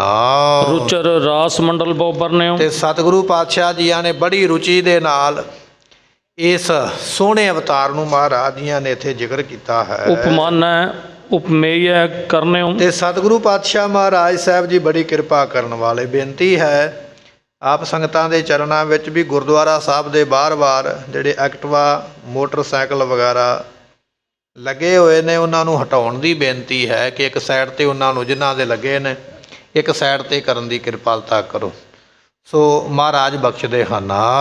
ਉਪਮਾਨ ਉਪਮੇਯ ਕਰਨਿਓ। ਸਤਿਗੁਰੂ ਪਾਤਸ਼ਾਹ ਮਹਾਰਾਜ ਜੀ ਗੁਰਮੁਖੋ ਇਸ ਤਰ੍ਹਾਂ ਉਪਮਾ ਅਤੇ ਸਾਰੀ ਜਿਹੜੀ ਹੈ ਨਾ ਇਹ ਉਪਮਾ ਮਹਾਰਾਜ ਕਰਦੇ ਪਏ ਹਨ। ਕਰ ਇਸ਼ਨਾਨ ਬੈਠਾ ਤਿਸ ਤੀਰ। ਸਤਿਗੁਰੂ ਪਾਤਸ਼ਾਹ ਜੀ ਇਸ਼ਨਾਨ ਕਰਕੇ ਜਮਨਾ ਦੇ ਕਿਨਾਰੇ ਬੈਠਦੇ ਹਨ। ਸਿਲਾ ਸੰਗ ਖਸ ਚਾਲਤ ਨੀਰ। ਸਤਿਗੁਰੂ ਪਾਤਸ਼ਾਹ ਜੀ ਜਿੱਥੇ ਬੈਠੇ ਨੇ ਕਹਿਣ ਲੱਗੇ ਵੀ ਉਹ ਜਿਹੜਾ ਪਾਣੀ ਹੈ ਨਾ ਖਹਿ ਕੇ ਉਹ ਸਿਲਾ ਦੇ ਕੋਲ ਦੀ, ਪੱਥਰ ਦੇ ਕੋਲ ਦੀ ਲੰਘਦਾ ਹੈ। ਜਾਮ ਦਿਵਸ ਜਬ ਲਉ ਚੜ੍ਹ ਆਵੇ। ਜਦੋਂ ਚਲਦਿਆਂ ਇੱਕ ਪੈਰ ਦਿਨ ਚੜ੍ਹ ਜਾਂਦਾ ਹੈ। ਰਹਿ ਇਕਾਕੀ ਗਿਰਾ ਬਣਾਵੇ। ਸਤਿਗੁਰੂ ਜੀ ਸਵੇਰੇ 6 ਵਜੇ ਤੋਂ ਲੈ ਕੇ 9 ਵਜੇ ਤੱਕ ਇਕੱਲੇ ਹੀ ਰਹਿੰਦੇ ਸਨ। 3 ਘੰਟੇ ਜਮਨਾ ਦੇ ਕਿਨਾਰੇ ਬੈਠ ਜਾਂਦੇ। ਸਿੱਖਾਂ ਨੂੰ ਹੁਕਮ ਕਰ ਦਿੰਦੇ ਵੀ ਸਾਡੇ ਨੇੜੇ ਕੋਈ ਨਾ ਆਵੇ ਔਰ ਕੋਈ ਸ਼ੋਰ ਸ਼ਰਾਬਾ ਨਾ ਕਰੇ। 3 ਘੰਟੇ ਮਹਾਰਾਜ ਜਮਨਾ ਦੇ ਕਿਨਾਰੇ ਬੈਠ ਕੇ ਕਵਿਤਾ ਲਿਖਦੇ, ਗ੍ਰੰਥ ਲਿਖਦੇ। ਇਸ ਤਰ੍ਹਾਂ ਮਹਾਰਾਜ ਜੀ ਆਪਣਾ ਸਮਾਂ ਬਤੀਤ ਕਰਦੇ ਨਹਿ ਕਿਸਹੂ ਕੋ ਦਰਸ਼ਨ ਹੋਏ। ਇਹ 3 ਘੰਟੇ ਦਾ ਸਮਾਂ ਸੰਗਤ ਨੂੰ ਰੋਕਿਆ ਗਿਆ ਵੀ ਇਸ ਸਮੇਂ ਤੁਸੀਂ ਗੁਰੂ ਗੋਬਿੰਦ ਸਿੰਘ ਪਾਤਸ਼ਾਹ ਦੇ ਦਰਸ਼ਨ ਕੋਲ ਜਾ ਕੇ ਨਹੀਂ ਕਰ ਸਕਦੇ। ਜਿਹਨੇ ਕਰਨੇ ਨੇ ਦੂਰੋਂ ਖੜ ਕੇ ਤੇ ਕਰ ਲਵੇ, ਪਰ ਇਹ 3 ਘੰਟੇ ਦਾ ਸਮਾਂ ਮਹਾਰਾਜ ਇਕਾਂਤ ਚਾਹੁੰਦੇ ਨੇ, ਇਕੱਲੇ ਬੈਠਣਾ ਚਾਹੁੰਦੇ ਨੇ, ਕਵਿਤਾ ਲਿਖਣੀ ਚਾਹੁੰਦੇ। ਭਾਵੇਂ ਕਵਿਤਾ ਲਿਖਣੀ ਹੈ, ਭਾਵੇਂ ਕਵਿਤਾ ਪੜ੍ਹਨੀ ਹੈ, ਇਕਾਂਤ ਜ਼ਰੂਰੀ ਹੈ। ਇਕਾਂਤ ਤੋਂ ਬਿਨਾਂ ਕਵਿਤਾ ਨਾ ਲਿਖੀ ਜਾਣੀ, ਨਾ ਪੜ੍ਹੀ ਜਾਣੀ, ਨਾ ਸਮਝ ਆਉਣੀ ਹੈ। ਆਪਾਂ ਕਥਾ ਵਿੱਚ ਵੀ ਵਾਰ-ਵਾਰ ਬੇਨਤੀ ਕਰਦੇ ਨਾ ਵੀ ਚੁੱਪ ਰਹੀਏ, ਸਾਡੇ ਮੋਬਾਈਲ ਨਾ ਬੋਲਣ, ਸ਼ੋਰ ਸ਼ਰਾਬਾ ਨਾ ਹੋਵੇ। ਜਦੋਂ ਸ਼ੋਰ ਸ਼ਰਾਬਾ ਹੋਵੇਗਾ ਕਵਿਤਾ ਦੀ, ਇਤਿਹਾਸ ਦੀ ਸਮਝ ਨਹੀਂ ਪਵੇਗੀ, ਧਿਆਨ ਉਥਾਨ ਹੋ ਜਾਏਗਾ। ਜਿੰਨੀ ਸ਼ਾਂਤੀ ਹੋਵੇਗੀ ਉਨਾ ਸਾਨੂੰ ਇਤਿਹਾਸ ਵੱਧ ਸਮਝ ਆਵੇਗਾ। ਰੋ ਵਿਚਾਰ ਮਹਾਰਾਜ ਜੀ ਇਹ 3 ਘੰਟੇ ਸੰਗਤ ਨੂੰ ਰੋਕ ਕੇ ਤੇ ਇਤਿਹਾਸ ਗ੍ਰੰਥ ਲਿਖਦੇ ਹਨ। ਦੂਰ ਦੂਰ ਰਹਿ ਥਿਰ ਸਭ ਕੋਈ। ਤੇ ਸਤਿਗੁਰੂ ਪਹਿਰੇਦਾਰ ਲਾ ਦਿੰਦੇ ਤੇ ਪਹਿਰੇਦਾਰਾਂ ਨੂੰ ਕਿਹਾ ਜਾਂਦਾ ਵੀ ਸਾਰੀ ਸੰਗਤ ਨੂੰ ਸਾਡੇ ਤੋਂ ਦੂਰ ਰੱਖੋ। ਜਿੰਨੇ ਦਰਸ਼ਨ ਕਰਨੇ ਨੇ ਦੀਵਾਨ ਵਿੱਚ ਕਰੇ। ਤੜਕੇ ਮਹਾਰਾਜ ਦੀਵਾਨ ਵਿੱਚ ਹਾਜ਼ਰ ਹੁੰਦੇ ਨੇ। ਜਿੰਨੇ ਦਰਸ਼ਨ ਕਰਨੇ ਦੀਵਾਨ ਵਿੱਚ ਆ ਕੇ ਕਰੇ। ਜਦੋਂ ਅਸੀਂ ਕਵਿਤਾ ਲਿਖਣੀ ਹੈ ਉਦੋਂ ਸਾਨੂੰ ਕਿਸੇ ਤਰ੍ਹਾਂ ਦਾ ਕੋਈ ਸ਼ੋਰ ਸ਼ਰਾਬਾ ਨਾ ਹੋਵੇ। ਤੇ ਧੰਨ ਗੁਰੂ ਅਰਜਨ ਦੇਵ ਮਹਾਰਾਜ ਦੀਆਂ ਨੇ ਜਦੋਂ ਗੁਰੂ ਗ੍ਰੰਥ ਸਾਹਿਬ ਦੀ ਬਾਣੀ ਲਿਖੀ ਸੀ ਨਾ ਰਾਮਸਰ ਸਾਹਿਬ ਦੇ ਸਥਾਨ 'ਤੇ, ਉਦੋਂ ਉਹਨਾਂ ਨੇ ਵੀ ਇਹ ਜਿਹੜੇ ਬਚਨ ਸਨ ਉਹ ਕੀਤੇ ਸਨ ਵੀ ਅਸੀਂ ਸਵੇਰ ਵੇਲੇ ਗੁਰੂ ਗ੍ਰੰਥ ਸਾਹਿਬ ਦੀ ਬਾਣੀ ਲਿਖਵਾਵਾਂਗੇ। ਜਦੋਂ ਅਸੀਂ ਗੁਰੂ ਗ੍ਰੰਥ ਸਾਹਿਬ ਦੀ ਬਾਣੀ ਲਿਖਵਾਉਂਦੇ ਹੋਈਏ ਸਾਡੇ ਕੋਲ ਕੋਈ ਨਾ ਆਵੇ। ਪਹਿਰੇਦਾਰ ਮਹਾਰਾਜ ਨੇ ਸਿੱਖ ਦੂਰ ਦੂਰ ਖੜੇ ਕੀਤੇ ਸਨ ਵੀ ਸਾਡੇ ਕੋਲ ਉਸ ਵੇਲੇ ਕੋਈ ਨਾ ਆਵੇ। ਪਹਿਲਾ ਪਹਿਰ ਮਹਾਰਾਜ ਦੀ ਬਾਣੀ ਲਿਖਵਾਉਂਦੇ ਅਤੇ ਬਾਅਦ ਦੁਪਹਿਰ ਤੋਂ ਮਹਾਰਾਜ ਫਿਰ ਸੰਗਤਾਂ ਨੂੰ ਦਰਸ਼ਨ ਦਿੰਦੇ। ਇਹ ਗੁਰੂ ਅਰਜਨ ਦੇਵ ਪਾਤਸ਼ਾਹ ਨੇ ਵੀ ਨਿਯਮ ਬਣਾਇਆ। ਅੱਜ 10ਵੇਂ ਪਾਤਸ਼ਾਹ ਵੀ ਲਿਖਦੇ ਪਏ ਕਵਿਤਾ ਆਪਣੀ ਬਾਣੀ ਇਤਿਹਾਸ, ਤੇ ਉਹਨਾਂ ਨੇ ਵੀ ਇਹ ਬਚਨ ਕੀਤਾ ਵੀ ਇਹ 3 ਘੰਟੇ ਦਾ ਸਮਾਂ ਭਾਈ ਸਾਨੂੰ ਚੁੱਪ ਦਾ ਆਪ ਸੰਗਤਾਂ ਨੇ ਦਾਨ ਬਖਸ਼ ਕੇ ਦੂਰ ਰਹਿਣਾ ਹੈ। ਮਨ ਟਿਕਾਏ ਬਰਬਾਨੀ ਰਚੈ। ਸਤਿਗੁਰੂ ਪਾਤਸ਼ਾਹ ਮਹਾਰਾਜ ਜੀ ਮਨ ਟਿਕਾ ਕੇ ਤੇ ਬੜੀ ਸੋਹਣੀ ਬਾਣੀ ਜਿਹੜੀ ਹੈ ਨਾ, ਇਤਿਹਾਸ ਭਗਵਾਨ ਕ੍ਰਿਸ਼ਨ ਜੀਆਂ ਦਾ ਜੀਵਨ ਮਹਾਰਾਜ ਲਿਖਦੇ ਪਏ ਹਨ। ਕ੍ਰਿਸ਼ਨ ਬਿਲਾ ਸਾਧਕ ਵਿਦ ਸਚੈ। ਤੇ ਭਗਵਾਨ ਕ੍ਰਿਸ਼ਨ ਜੀਆਂ ਨੇ ਜਿਵੇਂ ਕੌਤਕ ਕੀਤੇ ਨੇ ਉਹ ਸਾਰੇ ਕੌਤਕ ਮਹਾਰਾਜ ਜੀ ਲਿਖਦੇ ਪਏ ਹਨ। ਆਦ ਰਾਧਿਕਾ ਗੋਪੀ ਬ੍ਰਿੰਦ। ਭਗਵਾਨ ਕ੍ਰਿਸ਼ਨ ਦੀਆਂ ਗੋਪੀਆਂ ਬਹੁਤ ਜ਼ਿਆਦੀਆਂ ਸਨ, ਜਿਨ੍ਹਾਂ ਦਾ ਕਿਸੇ ਦਾ ਨਾਮ ਰਾਧਾ ਹੈ, ਕਿਸੇ ਦਾ ਨਾਮ ਰੁਕਮਣੀ ਹੈ। ਉਹਨਾਂ ਗੋਪੀਆਂ ਦੇ ਨਾਮ ਵੀ ਮਹਾਰਾਜ ਨੇ ਦਰਜ ਕੀਤੇ। ਕਿਹੜੇ ਕਿਹੜੇ ਬਿਲਾਸ ਤੇ ਕੌਤਕ ਭਗਵਾਨ ਕ੍ਰਿਸ਼ਨ ਜੀ ਇਹਨਾਂ ਗੋਪੀਆਂ ਨਾਲ ਕਰਦੇ ਸਨ ਮਹਾਰਾਜ ਜੀ, ਉਹ ਵੀ ਲਿਖਦੇ ਪਏ ਹਨ। 300 ਮਿਲ ਜਿਮ ਕੀਨ ਆਨੰਦ। ਤੇ ਜਿਵੇਂ ਭਗਵਾਨ ਕ੍ਰਿਸ਼ਨ ਜੀਆਂ ਨੇ ਦਵਾਰਕਾ ਨਗਰੀ ਦੇ ਵਿੱਚ ਜਾਂ ਹੋਰਾਂ ਥਾਵਾਂ ਦੇ ਵਿੱਚ ਕੋਈ ਕੌਤਕ ਕੀਤੇ ਨੇ, ਸੋ ਉਹ ਕੌਤਕ ਸਾਰੇ ਲਿਖੇ ਵੀ ਕਿਵੇਂ ਉਹ ਮੱਖਣ ਚਰਾਉਂਦੇ ਸਨ, ਕਿਵੇਂ ਉਹ ਗਊਆਂ ਚਾਰਦੇ ਸਨ, ਕਿਵੇਂ ਉਹ ਦੰਤਾਂ ਦਾ ਨਾਸ ਕਰਦੇ। ਉਹ ਸਾਰੀਆਂ ਗੱਲਾਂ ਘਟਨਾਵਾਂ ਦਾ ਜ਼ਿਕਰ ਮਹਾਰਾਜ ਨੇ ਲਿਖਿਆ ਹੈ। ਵਰਨਹਿ ਸਤਿਗੁਰ ਪ੍ਰੇਮ ਲਗਾਏ। ਸਤਿਗੁਰੂ ਜੀ ਬੜੇ ਪ੍ਰੇਮ ਦੇ ਨਾਲ ਇਹ ਸਾਰੇ ਇਤਿਹਾਸ ਨੂੰ ਲਿਖਦੇ ਪਏ ਹਨ। ਪੁਨ ਤੁਕਾਂਤ ਮਹਿ 35 ਪਾਏ। ਤੇ ਸਤਿਗੁਰੂ ਪਾਤਸ਼ਾਹ ਜੀ ਫਿਰ ਤੁਕਾਂ ਜਿਹੜੀਆਂ ਨੇ ਨਾ 35 ਅੱਖਰੀ, ਜਿਸ ਨੂੰ ਆਪਾਂ ਗੁਰਮੁਖੀ ਕਹਿ ਦਿੰਦੇ, ਪੰਜਾਬੀ ਕਹਿ ਦਿੰਦੇ, ਇਹ 35 ਅੱਖਰੀ ਨੇ, 35 ਅੱਖਰ ਨੇ ਗੁਰਮੁਖੀ ਦੇ। ਇਹਦੇ ਵਿੱਚ ਮਹਾਰਾਜ ਜੀ ਇਹ ਸਾਰਾ ਜਿਹੜਾ ਇਤਿਹਾਸ ਲਿਖਦੇ ਪਏ ਹਨ। ਆਦ ਕਕਾਰ ਸੋ ਅੰਤੜਕਾਰ। ਤੇ ਸਤਿਗੁਰੂ ਪਾਤਸ਼ਾਹ ਮਹਾਰਾਜ ਜੀ ਇਸੇ ਤਰ੍ਹਾਂ ਇਹ ਜੋ ਵੀ ਲਿਖਦੇ ਪਏ ਨਾ, ਭਗਵਾਨ ਕ੍ਰਿਸ਼ਨ ਜੀਆਂ ਦਾ ਅਵਤਾਰ ਦਸਮ ਗ੍ਰੰਥ ਦੇ ਵਿੱਚ ਕਾਕਾ ਤੁਕ ਦੇ ਅੰਤ ਵਿੱਚ ਰੱਖ ਕੇ ਤੇ ਰਾੜੇ ਤੱਕ 35 ਜਿਹੜੀ ਹੈ ਪੂਰੀ ਕੀਤੀ ਜਾਂਦੀ ਹੈ। ਕਹਿਣ ਤੋਂ ਭਾਵ ਇਹ ਆ ਵੀ ਸਾਰੇ 35 ਅੱਖਰਾਂ ਦੇ ਵਿੱਚ ਉਹਨਾਂ ਦਾ ਇਤਿਹਾਸ ਲਿਖਿਆ ਹੈ। ਜਹ ਜੇ ਬਰਨ ਜਥਾ ਕਰਮ ਧਾਰ। ਤੇ ਉਹ ਕਰਮਵਾਰ ਲਿਖਿਆ, ਇਹ ਨਹੀਂ ਵੀ ਪਹਿਲਾਂ ਜੰਗ ਲਿਖ ਦਿੱਤੇ ਜਨਮ ਬਾਅਦ ਵਿੱਚ ਲਿਖਿਆ, ਨਹੀਂ, ਸ਼ੁਰੂ ਹੀ ਜਨਮ ਤੋਂ ਕੀਤਾ ਵੀ ਉਹਨਾਂ ਦਾ ਜਨਮ ਕਿਵੇਂ ਹੋਇਆ। ਪਹਿਲਾਂ ਕੰਸ ਦੀ ਗੱਲ ਸ਼ੁਰੂ ਕੀਤੀ ਵੀ ਮਾਮਾ ਕੰਸ ਹੈ, ਫਿਰ ਉਹਨਾਂ ਨੂੰ ਜੇਲ੍ਹ ਹੋ ਗਈ ਮਾਤਾ ਪਿਤਾ ਨੂੰ, ਫਿਰ ਉਹ ਜੇਲ੍ਹ ਦੇ ਵਿੱਚ ਭਗਵਾਨ ਕ੍ਰਿਸ਼ਨ ਜੀ ਪੈਦਾ ਹੋਏ, ਫਿਰ ਜੇਲ੍ਹ ਚੋਂ ਬਾਹਰ ਹੋਏ, ਫਿਰ ਵੱਡੇ ਹੋਏ। ਜਿਵੇਂ ਜਿਵੇਂ ਉਹਨਾਂ ਨੇ ਆਪਣੀ ਉਮਰਾਂ ਵਿੱਚ ਕੰਮ ਕੀਤੇ ਨਾ, ਉਸੇ ਤਰ੍ਹਾਂ ਕ੍ਰਮਵਾਰ ਹੀ ਮਹਾਰਾਜ ਨੇ ਇਤਿਹਾਸ ਲਿਖਿਆ। ਜਨਮ ਤੋਂ ਲੈ ਕੇ ਅੰਤ ਤੱਕ ਸਾਰੀ ਕਥਾ ਲਿਖੀ ਹੈ। ਆਏ ਸਵੈਨ ਕੇ ਜੁਤ ਕ੍ਰਾਂਤ। ਸਤਿਗੁਰੂ ਪਾਤਸ਼ਾਹ ਮਹਾਰਾਜ ਜੀ ਇਸ ਤਰ੍ਹਾਂ ਸਵਈਏ, ਚੌਪੀਆਂ, ਦੋਹਰੇ, ਜੋ ਵੀ ਕਵਿਤਾ ਦੀ ਚਾਲ ਹੁੰਦੀ ਲਿਖਦੇ ਪਏ ਹਨ। ਪਾਠਕ ਸੁਮਤ ਲਖੈ ਬਖਿਆਤ। ਜਿਹੜੇ ਸਿਆਣੀ ਮੱਤ ਵਾਲੇ ਪਾਠਕ ਪੜ੍ਹਨ ਵਾਲੇ ਨੇ ਨਾ, ਉਹਨਾਂ ਨੂੰ ਪਤਾ ਵੀ ਚੌਪੀ ਦੀ ਕੀ ਚਾਲ ਹੈ, ਸਵਈਏ ਦੀ ਚਾਲ ਕੀ, ਦੋਹਰੇ ਦੀ ਕੀ ਹੈ।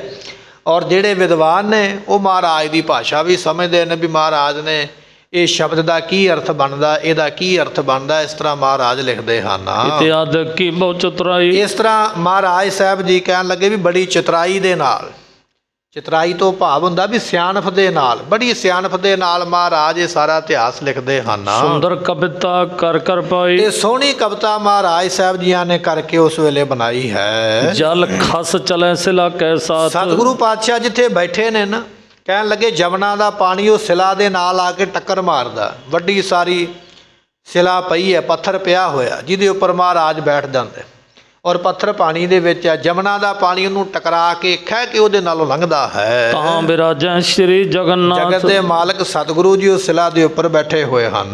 ਕਾਤਕ ਮਾ ਸੁੰਦਰੀ ਰੁੱਤ ਮੈਂ। ਕਹਿਣ ਲੱਗੇ ਵੀ ਕੱਤਕ ਦਾ ਮਹੀਨਾ ਸੀ। ਮਹਾਰਾਜ ਨੇ ਜਦੋਂ ਇਹ ਗ੍ਰੰਥ ਲਿਖਿਆ ਤੇ ਬੜੀ ਸੁੰਦਰ, ਆਹੀ ਮਹੀਨਾ ਕੱਤਕ ਦਾ ਵੀ ਚੱਲਦਾ ਪਿਆ, ਬੜੀ ਸੋਹਣੀ ਰੁੱਤ ਇਸ ਮਹੀਨੇ ਦੀ ਹੈ। ਚੜ੍ਹ ਅਖੀਰ ਆਵੇ ਹੋਏ ਤੇ ਚਿਤ ਮੈਂ। ਮਹਾਰਾਜ ਫਿਰ ਜਦੋਂ ਦੁਪਹਿਰੋਂ ਬਾਅਦ ਦਾ ਸਮਾਂ ਹੁੰਦਾ, ਫਿਰ ਘੋੜੇ ਤੇ ਸਵਾਰ ਹੋ ਕੇ ਸ਼ਿਕਾਰ ਨੂੰ ਨਿਕਲਦੇ ਹਨ। ਸਿੱਖ ਮਸੰਦਨ ਬ੍ਰਿੰਦਨ ਬ੍ਰਿੰਦ। ਬੇਅੰਤ ਮਹਾਰਾਜ ਦੇ ਸਿੱਖ ਤੇ ਮਸੰਦ ਨਾਲ ਚੱਲਦੇ ਹਨ। ਭਇਓ ਆਨ ਬਹੁ ਮੇਲ ਬਿਲੰਦ। ਪੌਂਟਾ ਸਾਹਿਬ ਦੀ ਧਰਤੀ ਤੇ ਬੇਅੰਤ ਸੰਗਤਾਂ ਦਾ ਮੇਲਾ ਜੋਲਾ ਇਕੱਠਾ ਹੋਇਆ ਹੈ। ਸਿਰੇ ਪਾਓ ਸਭ ਹਨ ਹਿਤ ਦੇਵੇ। ਸਤਿਗੁਰੂ ਪਾਤਸ਼ਾਹ ਜੀ ਸਾਰਿਆਂ ਦਾ ਮਾਣ ਸਨਮਾਨ ਵੀ ਕਰਦੇ। ਜੇ ਕੋਈ ਸੰਗਤ ਦੂਰ ਦੁਰਾਡੇ ਤੋਂ ਆਈ ਹੈ, ਵਧਾਈਗੀ ਲੈ ਕੇ ਜਾਣ ਲੱਗੇ, ਉਹਨਾਂ ਨੂੰ ਮਹਾਰਾਜ ਸਿਰੋਂ ਪਾਓ ਵੀ ਬਖਸ਼ਿਸ਼ ਕਰਕੇ ਗੁਰੂ ਘਰ ਵੱਲੋਂ ਬਖਸ਼ਿਸ਼ਾਂ ਦੇ ਦੇ ਕੇ ਤੋਰਦੇ ਹਨ। ਪਠੇ ਦਾਸ ਹਿਤ ਮੂਲੇ ਲੈਵੇ। ਤੇ ਜਿਹੜੇ ਦਾਸ ਨੇ ਉਹਨਾਂ ਨੂੰ ਭੇਜਿਆ ਜਾਂਦਾ ਵੀ ਇੰਨੇ ਸਿਰੋਂ ਪਾਓ, ਇੰਨੀਆਂ ਖਿਲਤਾਂ ਜਿਹੜੀਆਂ ਮੁੱਲ ਖਰੀਦੀਆਂ ਜਾਣ, ਅਤੇ ਫਿਰ ਸੰਗਤ ਨੂੰ ਮਹਾਰਾਜ ਅੱਗੇ ਬਖਸ਼ਦੇ ਹਨ। ਨਗਰ ਨਿਕਟ ਜੇ ਤੱਕ ਤਹ ਜਾਣੇ। ਜਿੰਨੇ ਜਿੰਨੇ ਨੇੜੇ ਨਗਰ ਮਹਾਰਾਜ ਜਾਣਦੇ ਹਨ।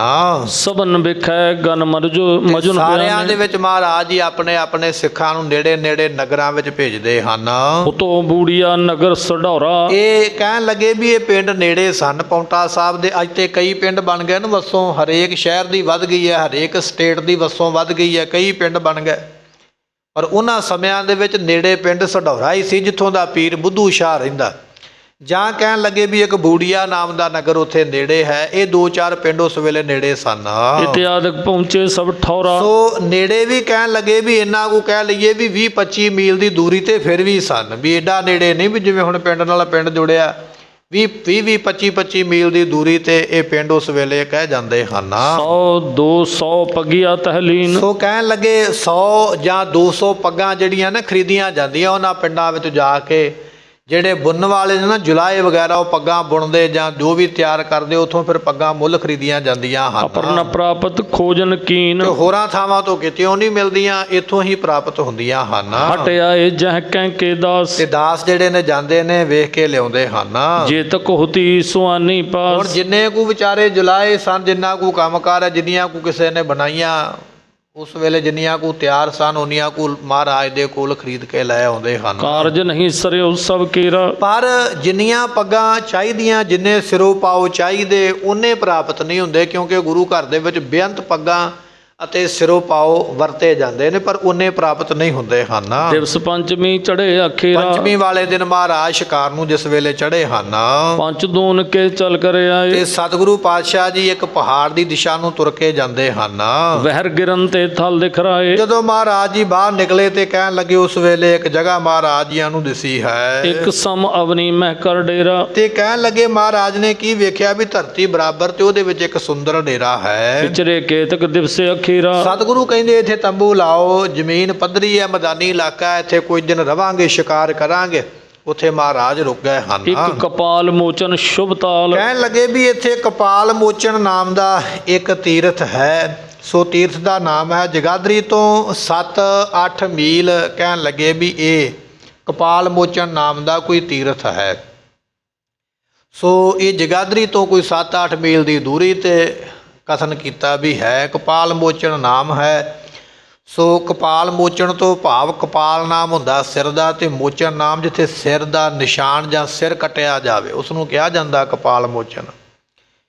ਵਿਦਵਾਨਾਂ ਨੇ ਇਹਦਾ ਹਵਾਲਾ ਇਸ ਤਰ੍ਹਾਂ ਵੀ ਦਿੱਤਾ ਹੈ ਕਿ ਜਦੋਂ ਬ੍ਰਹਮਾ ਜੀ ਕਥਾ ਕਰਦੇ ਪਏ ਸਨ ਸ਼ਿੰਗਾਰ ਦੀ, 16 ਸ਼ਿੰਗਾਰਾਂ ਦੀ ਕਥਾ ਕਰਦੇ ਪਏ, ਤੇ ਜਦੋਂ ਉਹ 16 ਸ਼ਿੰਗਾਰਾਂ ਦਾ ਕਥਾ ਵਰਣਨ ਕੀਤੀ ਤੇ ਮਨ ਵਿੱਚ ਇਹ ਵਿਚਾਰ ਆ ਗਿਆ ਵੀ ਇਹ 16 ਸ਼ਿੰਗਾਰ ਕਿਹਦੇ ਵਿੱਚ ਹੋਣਗੇ। ਤੇ ਜਦੋਂ ਸੋਚਿਆ ਤੇ ਕਹਿਣ ਲੱਗੇ ਉਹ ਸਾਰੇ ਦੇ ਸਾਰੇ ਜਿਹੜੇ ਸ਼ਿੰਗਾਰ ਨੇ ਸ੍ਰਸ਼ਟੀ ਦੇ ਵਿੱਚ, ਜਿਹੜੀ ਸ੍ਰਸ਼ਟੀ ਦੇਵੀ ਮੰਨੀ ਜਾਂਦੀ ਹੈ ਨਾ, ਉਹਦੇ ਵਿੱਚ ਕਹਿਣ ਲੱਗੇ ਵੀ ਇਹ ਸਾਰੇ ਸ਼ਿੰਗਾਰ ਉਸ ਵੇਲੇ ਪੂਰੇ ਬ੍ਰਹਮਾ ਜੀ ਨੂੰ ਦਿਖਾਈ ਦਿੱਤੇ। ਤੇ ਸ੍ਰਸ਼ਟੀ ਨੂੰ ਜਦੋਂ ਪਤਾ ਲੱਗਾ ਵੀ ਇਹਨਾਂ ਨੇ ਮੇਰੇ ਵੱਲ ਵੇਖਿਆ, ਉਹ ਆਪਣਾ ਬਚਾਅ ਵਾਸਤੇ ਕਹਿਣ ਲੱਗੇ ਵੀ ਕਿਸੇ ਪਾਸੇ ਨੂੰ ਚਲੇ ਗਏ। ਬੜੀ ਲੰਮੀ ਕਥਾ ਹੈ, ਆਪਾਂ ਟੂਕ ਮਾਤਰ ਹੀ ਸਰਵਣ ਕਰਾਂਗੇ। ਤੇ ਉਹ ਫਿਰ 4 ਸਿਰ ਕਹਿੰਦੇ ਬ੍ਰਹਮਾ ਨੇ ਲਾ ਲਏ 4 ਪਾਸਿਆਂ ਤੇ ਜਦੋਂ ਉਹ ਦੇਵੀ ਆਕਾਸ਼ ਨੂੰ ਉੱਡੀ ਤੇ 5ਵਾਂ ਸਿਰ ਆਕਾਸ਼ ਵਾਲੇ ਪਾਸੇ ਵੀ ਲਾ ਲਿਆ। ਤੇ ਫਿਰ ਕਹਿਣ ਲੱਗੇ ਵੀ ਸ਼ਿਵ ਜੀ ਨੇ ਤਰਸੂਲ ਮਾਰ ਕੇ ਉਹ 5ਵਾਂ ਸਿਰ ਕੱਟਿਆ ਸੀ ਬ੍ਰਹਮਾ ਦਾ। ਜਦੋਂ 5ਵਾਂ ਸਿਰ ਵੱਢਿਆ ਤੇ ਉਹ ਸਿਰ ਜਿਹੜਾ ਸੀ ਨਾ ਵੱਢ ਕੇ ਟੁੱਟ ਕੇ ਤੇ ਸ਼ਿਵ ਜੀ ਦੀ ਬਾਂਹ ਦੇ ਨਾਲ ਆ ਕੇ ਜੁੜ ਗਿਆ, ਕਿਉਂਕਿ ਬ੍ਰਹਮ ਹੱਤਿਆ ਦਾ ਪਾਪ ਲਿਖਿਆ ਵੀ ਲੱਗਾ। ਹੁਣ ਉਹ ਸਿਰ ਲੈਂਦਾ ਨਹੀਂ, ਬਾਂਹ ਦੇ ਨਾਲੋਂ ਬੜਾ ਦੁਖੀ ਹੈ।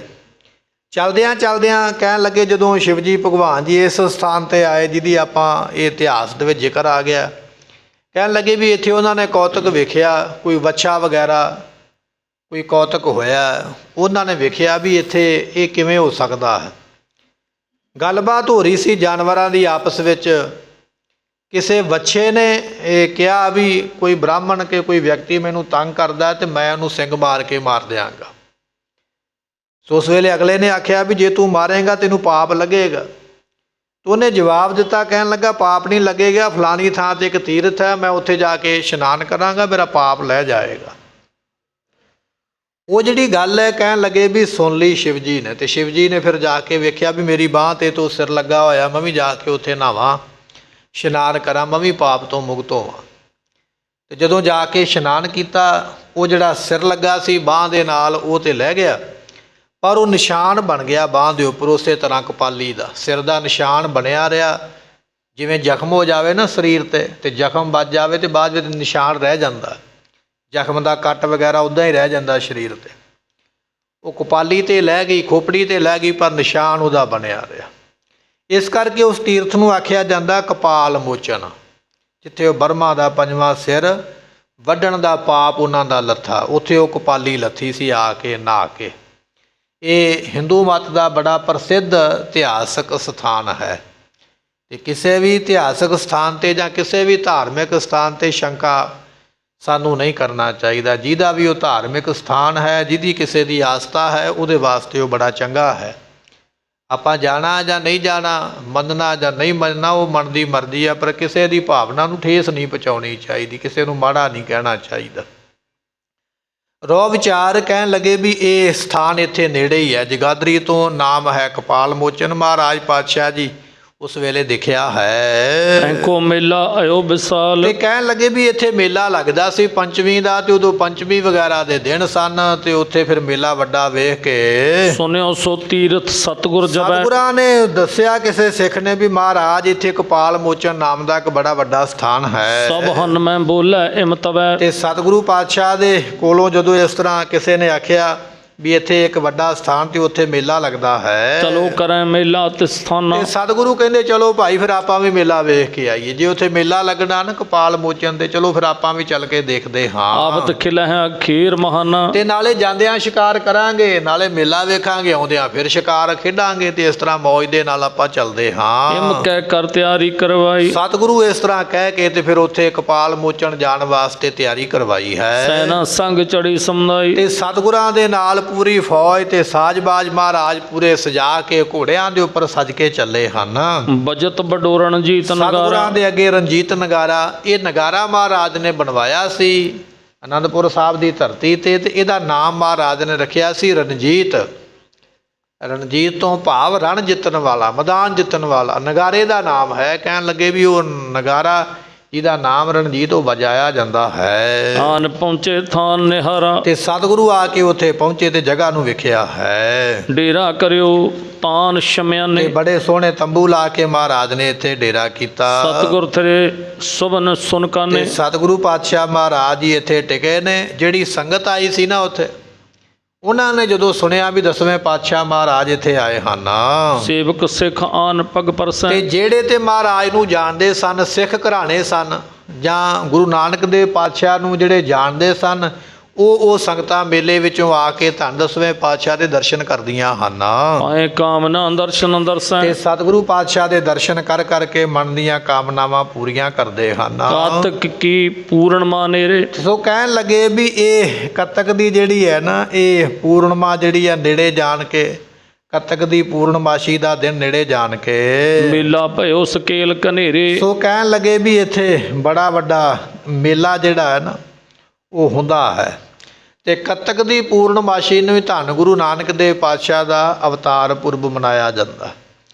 ਸੋ ਕਹਿਣ ਲੱਗੇ ਇੱਥੇ ਬਹੁਤ ਵੱਡਾ ਮੇਲਾ ਲੱਗਿਆ ਹੋਇਆ ਹੈ। ਤਬਹਿ ਮਸੰਦਨ ਸਤਿਗੁਰ ਪਾਸ। ਉਸ ਵੇਲੇ ਜਿਹੜੇ ਮਸੰਦ ਸਨ ਉਹ ਮਹਾਰਾਜ ਜੀ ਨੂੰ ਕਹਿਣ ਲੱਗੇ ਹਨ, ਹਾਥ ਜੋਰ ਕੀਨ ਸੇ ਅਰਦਾਸ। ਸਤਿਗੁਰਾਂ ਨੂੰ ਬੇਨਤੀ ਕਰਦੇ, ਕਹਿਣ ਲੱਗੇ ਮਹਾਰਾਜ ਜੀ ਇੱਕ ਬੇਨਤੀ ਹੈ। ਮਹਾਰਾਜ ਹਮ ਬਹੁਪੁਰ ਫਿਰੇ। ਸਤਿਗੁਰੂ ਪਾਤਸ਼ਾਹ ਜੀ ਅਸੀਂ ਬੜੀਆਂ ਥਾਵਾਂ ਤੇ ਫਿਰੇ ਹਾਂ। ਪੱਗੀਆਂ ਥੋਰੀ ਲਿਆਵਨ ਕਰੇ। ਫਿਰੇ ਤੇ ਬੜੀਆਂ ਥਾਵਾਂ ਤੇ, ਪਰ ਪੱਗਾਂ ਥੋੜੀਆਂ ਮਿਲੀਆਂ ਨੇ, ਜਿੰਨੀਆਂ ਆਪਾਂ ਨੂੰ ਚਾਹੀਦੀਆਂ ਉਨੀਆਂ ਨਹੀਂ ਮਿਲੀਆਂ ਹਨ। ਖਰਚ ਹਜ਼ਾਰ ਭਾਗ ਕੋ ਅਬੈ। ਤੇ ਸਤਿਗੁਰੂ ਪਾਤਸ਼ਾਹ ਜੀ ਹੁਣ ਹਜ਼ਾਰਾਂ ਪੱਗਾਂ ਚਾਹੀਦੀਆਂ। ਆਪਾਂ ਮੇਲੇ ਵਿੱਚ ਆਏ ਆ, ਇੱਥੇ ਬੇਅੰਤ ਸੰਗਤਾਂ ਨੂੰ ਮਿਲਣ ਵਾਸਤੇ ਆਉਣਾ, ਸੰਗਤਾਂ ਨੂੰ ਪੱਗਾਂ ਵੀ ਦੇਣੀਆਂ ਪੈਣਗੀਆਂ, ਸਿਰੋਂ ਪਾਓ ਵੀ ਦੇਣੇ ਨੇ, ਪਰ ਜਿੰਨੀਆਂ ਪੱਗਾਂ ਚਾਹੀਦੀਆਂ ਉਨੀਆਂ ਮਹਾਰਾਜ ਨਹੀਂ ਮਿਲੀਆਂ ਹਨ। ਕਰੇ ਉਪਾਏ ਨ ਪ੍ਰਾਪਤ ਸਭੈ। ਸਤਿਗੁਰੂ ਪਾਤਸ਼ਾਹ ਜੀ ਉਪਾਅ ਤੇ ਅਸੀਂ ਬੜੇ ਕੀਤੇ, ਪਰ ਸਾਡੇ ਉਪਾਅ ਕਰਨ ਦੇ ਬਾਵਜੂਦ ਵੀ ਪੱਗਾਂ ਸਾਨੂੰ ਮਿਲੀਆਂ ਨਹੀਂ ਹਨ। ਹੁਕਮ ਆਪ ਕੋ ਹੋਏ ਸੁਕਰੀਐ। ਸਤਿਗੁਰੂ ਪਾਤਸ਼ਾਹ ਹੁਣ ਆਪ ਜੀ ਹੁਕਮ ਦਿਓ ਵੀ ਅਸੀਂ ਕੀ ਕਰੀਏ। ਜਿੰਨੀਆਂ ਪੱਗਾਂ ਚਾਹੀਦੀਆਂ ਮਿਲੀਆਂ ਨਹੀਂ, ਆਪ ਜੀ ਦੱਸੋ ਵੀ ਕੀ ਕਰਨਾ ਕਰੀਏ। ਕਿਤ ਤੇ ਆਨੈ ਨਹੀਂ ਨਿਹਰੀਐ। ਅਸੀਂ ਪੱਗਾਂ ਕਿੱਥੋਂ ਲਿਆਈਏ। ਮਹਾਰਾਜ ਸਾਨੂੰ ਕੋਈ ਜਗ੍ਹਾ ਦਿਸਦੀ ਨਹੀਂ ਹੈ। ਨੇੜੇ ਕੋਈ ਸ਼ਹਿਰ ਹੋਵੇ ਨਾ, ਜਾਂ ਪਤਾ ਹੋਵੇ ਵੀ ਇੱਥੇ ਬਹੁਤ ਵੱਡਾ ਹੱਟ ਹੈ ਤੇ ਮਿਲ ਜਾਣਗੀਆਂ, ਤੇ ਫਿਰ ਅਸੀਂ ਚਲੇ ਵੀ ਜਾਈਏ, ਪਰ ਮਹਾਰਾਜ ਨਾ ਕੋਈ ਨੇੜੇ ਹੱਟੀ ਹੈ, ਨਾ ਕੋਈ ਹੱਟ ਹੈ, ਨਾ ਕੋਈ ਇਹੋ ਜਿਹੀ ਜਗ੍ਹਾ ਹੈ ਵੀ ਜਿੱਥੋਂ ਜਾ ਕੇ ਉਹ ਪੱਗਾਂ ਅਸੀਂ ਲਿਆਉਣਾ ਕਰੀਏ। ਤਬ ਸਤਿਗੁਰ ਉਰ ਚਰਤ ਵਿਚਾਰਾ। ਸਤਿਗੁਰੂ ਪਾਤਸ਼ਾਹ ਮਹਾਰਾਜ ਸਾਹਿਬ ਜੀਆਂ ਨੇ ਉਸ ਵੇਲੇ ਸੁਣ ਕੇ ਬਚਨ, ਤੇ ਇੱਕ ਜਿਹੜਾ ਚਰਿੱਤਰ ਨਾਮ ਗੁਰਮੁਖੋ ਕੌਤਕ ਦਾ ਇੱਕ ਕੌਤਕ ਮਹਾਰਾਜ ਜੀ ਨੇ ਉਸ ਵੇਲੇ ਵਿਚਾਰਿਆ ਹੈ। ਬਲ ਤੇ ਛੀਨੈ ਕਰੈ ਪੁਕਾਰਾ। ਸਤਿਗੁਰੂ ਪਾਤਸ਼ਾਹ ਕਹਿਣ ਲੱਗੇ ਵੀ ਜੇ ਬਲ ਕਰਕੇ ਖੂਵਾਂਗੇ ਤੇ ਫਿਰ ਬਹੁਤ ਜ਼ਿਆਦੀ ਪੁਕਾਰ ਹੋਣੀ ਹੈ, ਬਹੁਤ ਜ਼ਿਆਦਾ ਉਸ ਵੇਲੇ ਰੌਲਾ ਪੈਣਾ ਹੈ। ਆਗ ਜਾਏ ਮੇਲਾ ਡਰ ਪਾਵੇ। ਇਹ ਲੋਕ ਭੱਜ ਜਾਣਗੇ ਮੇਲੇ ਵਿੱਚੋਂ ਤੇ ਲੋਕਾਂ ਸਾਰਿਆਂ ਨੇ ਡਰ ਜਾਣਾ ਜੇ ਇਸ ਤਰ੍ਹਾਂ ਅਸੀਂ ਪੱਗਾਂ ਦੀ ਪ੍ਰਾਪਤੀ ਕਰਦੇ ਹਾਂ। ਬਿਗੜੇ ਜੰਗ ਕਰਨ ਬਣੇ ਆਵੇ। ਤੇ ਸਤਿਗੁਰੂ ਪਾਤਸ਼ਾਹ ਮਹਾਰਾਜ ਕਹਿਣ ਲੱਗੇ ਵੀ ਇਹ ਲੋਕ ਵਿਗੜ ਜਾਣਗੇ ਤੇ ਫਿਰ ਜਿਹੜਾ ਹੈ ਨਾ ਜੰਗ ਕਰਨਾ ਪਵੇਗਾ। ਇਸ ਮੇਲੇ ਵਿੱਚ ਕਈ ਤਰ੍ਹਾਂ ਦੇ ਰਾਜੇ ਰਜਵਾੜੇ ਆਏ ਹੋਏ ਹਨ ਤਉ ਨ ਸਰਹਿ ਕਾਰਜ ਕੋ। ਤੇ ਸਾਡਾ ਕੋਈ ਵੀ ਜਿਹੜਾ ਕੰਮ ਹੈ ਉਹ ਸਰਨਾ ਬੰਨਾ ਨਹੀਂ ਹੈ। ਕਰੈ ਸੋ ਇਮ ਸੁਖ ਤੇ ਸਿੱਧ ਤੇ ਹੋ। ਸਤਿਗੁਰੂ ਪਾਤਸ਼ਾਹ ਮਹਾਰਾਜ ਕਹਿਣ ਲੱਗੇ ਜੇ ਇੱਕ ਕੰਮ ਹੋਰ ਕਰੀਏ ਤੇ ਉਹਦੇ ਨਾਲ ਸੁੱਖ ਵੀ ਮਿਲੇਗਾ ਤੇ ਕਾਰਜ ਵੀ ਪੂਰਾ ਹੋ ਜਾਣਾ ਨਿਜ ਹੈ। ਸੁਭ ਟਨ ਸੋ ਹੁਕਮ ਬਖਾਨਾ। ਸਤਿਗੁਰੂ ਪਾਤਸ਼ਾਹ ਮਹਾਰਾਜ ਕਹਿਣ ਲੱਗੇ ਭਾਈ ਅਸੀਂ ਇੱਕ ਹੁਕਮ ਕਰ ਲੱਗੇ ਹਾਂ, ਧਿਆਨ ਦੇ ਨਾਲ ਸੁਣਨਾ ਕਰੋ। ਵਿਚਰੋ ਮੇਲੇ ਮੈਂ ਸਾਵਧਾਨਾ। ਸਾਰੇ ਮੇਲੇ ਵਿੱਚ ਬੜੀ ਸਾਵਧਾਨੀ ਦੇ ਨਾਲ ਵਿਚਰੋ, ਮੇਲੇ ਨੂੰ ਜਾ ਕੇ ਵੇਖਣਾ ਕਰੋ। ਕਰਹਿ ਬੇਅਦਬੀ ਤੀਰਥ ਕੇਰੀ। ਜਿਹੜਾ ਬੰਦਾ ਤੀਰਥ ਦੀ ਬੇਅਦਬੀ ਕਰਦਾ ਪਿਆ, ਭਾਵੇਂ ਇਹ ਤੀਰਥ ਕਿਸੇ ਵੀ ਧਰਮ ਦਾ ਹੈ, ਪਰ ਜਿਹੜਾ ਬੰਦਾ ਕਿਸੇ ਵੀ ਧਰਮ ਦੇ ਤੀਰਥ ਦੀ ਬੇਅਦਬੀ ਕਰਦਾ ਨਾ, ਵੇਖੋ ਜਾ ਕੇ ਸਾਰੇ ਜਾਣੇ ਵੱਖੋ ਵੱਖਰੇ ਹੋ ਜਾਓ, ਸਾਰੀਆਂ ਥਾਵਾਂ 'ਤੇ ਚਲੇ ਜਾਓ, ਜਿੱਡਾ ਵੀ ਇਹ ਵੱਡਾ ਤੀਰਥ ਹੈ, ਵੇਖੋ ਵੀ ਕਿਹੜਾ ਬੰਦਾ ਬੇਅਦਬੀ ਕਰਦਾ ਪਿਆ। ਤੀਰਥ ਦਾ ਨਰਾਦਰ ਜਿਹੜਾ ਵੀ ਕਰਦਾ ਹੈ ਤੇ ਆਗੇ ਲਗ ਸ਼ੰਕਾ ਲਿਓ ਹੇਰੀ। ਤੇ ਸਤਿਗੁਰੂ ਪਾਤਸ਼ਾਹ ਮਹਾਰਾਜ ਕਹਿਣ ਲੱਗੇ ਜਿਹੜਾ ਬੰਦਾ ਪਿਸ਼ਾਬ ਕਰਦਾ ਹੈ, ਧਾਰਮਿਕ ਸਥਾਨ ਤੇ ਜਾ ਕੇ ਧਾਰਮਿਕ ਸਥਾਨ ਦੀ ਮਰਿਆਦਾ ਨੂੰ ਪਰੇ ਕਰਕੇ ਉੱਥੇ ਜਾ ਕੇ ਗੰਦਗੀ ਪਾਉਣੀ, ਗੰਦ ਪਾਉਣਾ, ਧਿਆਨ ਨਾਲ ਵੇਖੋ। ਜਿਹੜਾ ਬੰਦਾ ਜਾ ਕੇ ਐਸੇ ਪਵਿੱਤਰ ਤਲਾਬ ਦੇ ਵਿੱਚ ਜਾ ਕੇ ਇਸ ਤਰ੍ਹਾਂ ਦੇ ਖੋਟੇ ਕਰਮ ਕਰਦਾ ਹੈ, ਨਿਕਟ ਤਾਲ ਕੇ ਜੋ ਨਰ ਹੋਏ। ਜਿਹੜਾ ਬੰਦਾ ਨੇੜੇ ਤਾਲ ਸਰੋਵਰ ਦੇ ਜਾ ਕੇ ਕਰੈ ਪਖਾਰਨ ਕਰ ਵਿੱਚ ਕੋਈ। ਤੇ ਕਹਿਣ ਲੱਗੇ ਕੋਈ ਵੀ ਤਾਲ ਵਿੱਚ ਜਾ ਕੇ ਹੱਥ ਧੋਵੇ ਜਾਂ ਮੂੰਹ ਧੋਣਾ ਕਰੇ, ਤਾਲ ਵਿੱਚ ਜਾ ਕੇ, ਜਾਂ ਕਈ ਲੋਕ ਮੰਦੀ ਮੱਤ ਵਾਲੇ ਹੁੰਦੇ ਤਾਲ ਵਿੱਚ ਜਾ ਕੇ ਪਿਸ਼ਾਬ ਵਗੈਰਾ ਕਰ ਦਿੰਦੇ। ਮਹਾਰਾਜ ਕਹਿੰਦੇ ਧਿਆਨ ਨਾਲ ਜਾ ਕੇ ਵੇਖੋ, ਜਿਹੜਾ ਵੀ ਬੰਦਾ ਇਹੋ ਜਿਹਾ ਕੰਮ ਕਰਦਾ ਪਿਆ ਨਾ, ਚੰਗੀ ਤਰ੍ਹਾਂ ਨਿਗਰਾਨੀ ਦੇ ਨਾਲ ਵੇਖ ਕੇ ਤਿਨ ਕੀ ਪਗੀਆ ਲਿਓ ਉਤਾਰੀ। ਤੇ ਸਤਿਗੁਰੂ ਪਾਤਸ਼ਾਹ ਕਹਿਣ ਲੱਗੇ ਫਿਰ ਉਹਦੀ ਪੱਗ ਲੈ ਕੇ ਤੇ ਉਹਦੀਆਂ ਮੁਸ਼ਕਾਂ ਬੰਨ੍ਹ ਲਵੋ ਉਹਦੇ ਨਾਲ। ਮੇਲੇ ਵਿੱਚ ਜਾ ਕੇ ਵੇਖੋ ਜਿਹੜਾ ਬੰਦਾ ਧਾਰਮਿਕ ਸਥਾਨ ਦੀ ਨਰਾਦਰੀ ਕਰਦਾ ਪਿਆ, ਜਿੱਥੇ ਬਾਥਰੂਮ ਵਗੈਰਾ ਨਹੀਂ ਕਰਨਾ ਉੱਥੇ ਕਰਦਾ ਪਿਆ, ਜਾਂ ਜਿਸ ਧਾਰਮਿਕ ਸਥਾਨ ਦੇ ਜਲ ਨੂੰ ਵਰਤਣਾ ਹੈ ਆਪਣੇ ਭਲੇ ਵਾਸਤੇ ਉੱਥੇ ਜਾ ਕੇ ਉਹ ਜਲ ਨੂੰ ਗੰਦਾ ਕਰਦਾ ਪਿਆ, ਜਾਂ ਮਾੜੇ ਵਾਸਤੇ ਉਹ ਜਲ ਵਰਤਦਾ ਪਿਆ, ਤੇ ਉਹਦੀ ਪੱਗ ਲੈ ਕੇ ਤੇ ਉਹਦੀਆਂ ਮੁਸ਼ਕਾਂ ਬੰਨ੍ਹ ਲਵੋ। ਧੰਨ 10ਵੇਂ ਪਾਤਸ਼ਾਹ ਮਹਾਰਾਜ ਜੀਆਂ ਨੇ ਇਹ ਗੱਲ ਕਿਉਂ ਕਹੀ ਹੈ ਅਤੇ ਗੁਰੂ ਕੇ ਸਿੱਖ ਫਿਰ ਕੀ ਕਰਨਗੇ ਤੇ ਮਹਾਰਾਜ ਅੱਗੋਂ ਕੀ ਉਪਦੇਸ਼ ਦੇਣਗੇ, ਕੱਲ੍ਹ ਦੇ ਦੀਵਾਨ ਵਿੱਚ ਸਰਵਣ ਕਰਾਂਗੇ। ਸਮੇਂ ਦੀ ਸਮਾਪਤੀ, ਭੁੱਲਾਂ ਦੀ ਮੁਆਫੀ, ਬਚਨ ਗੁਰੂ ਕਾ ਹਿਰਦੇ ਵਸੇ, ਲੇਖਾ ਕਤਹਿ ਨ ਛੂਟੀਐ, ਬਖਸ਼ਨਹਾਰ ਬਖਸ਼ ਲੈ। ਵਾਹਿਗੁਰੂ ਜੀ ਕਾ ਖਾਲਸਾ, ਵਾਹਿਗੁਰੂ ਜੀ। ਵਾਹਿਗੁਰੂ ਸਾਹਿਬ ਜੀ। ਰੈਨ ਦਿਨ ਪ੍ਰਭਾਤ ਤੂੰ ਹੈ ਹੀ ਗਾਵਣਾ।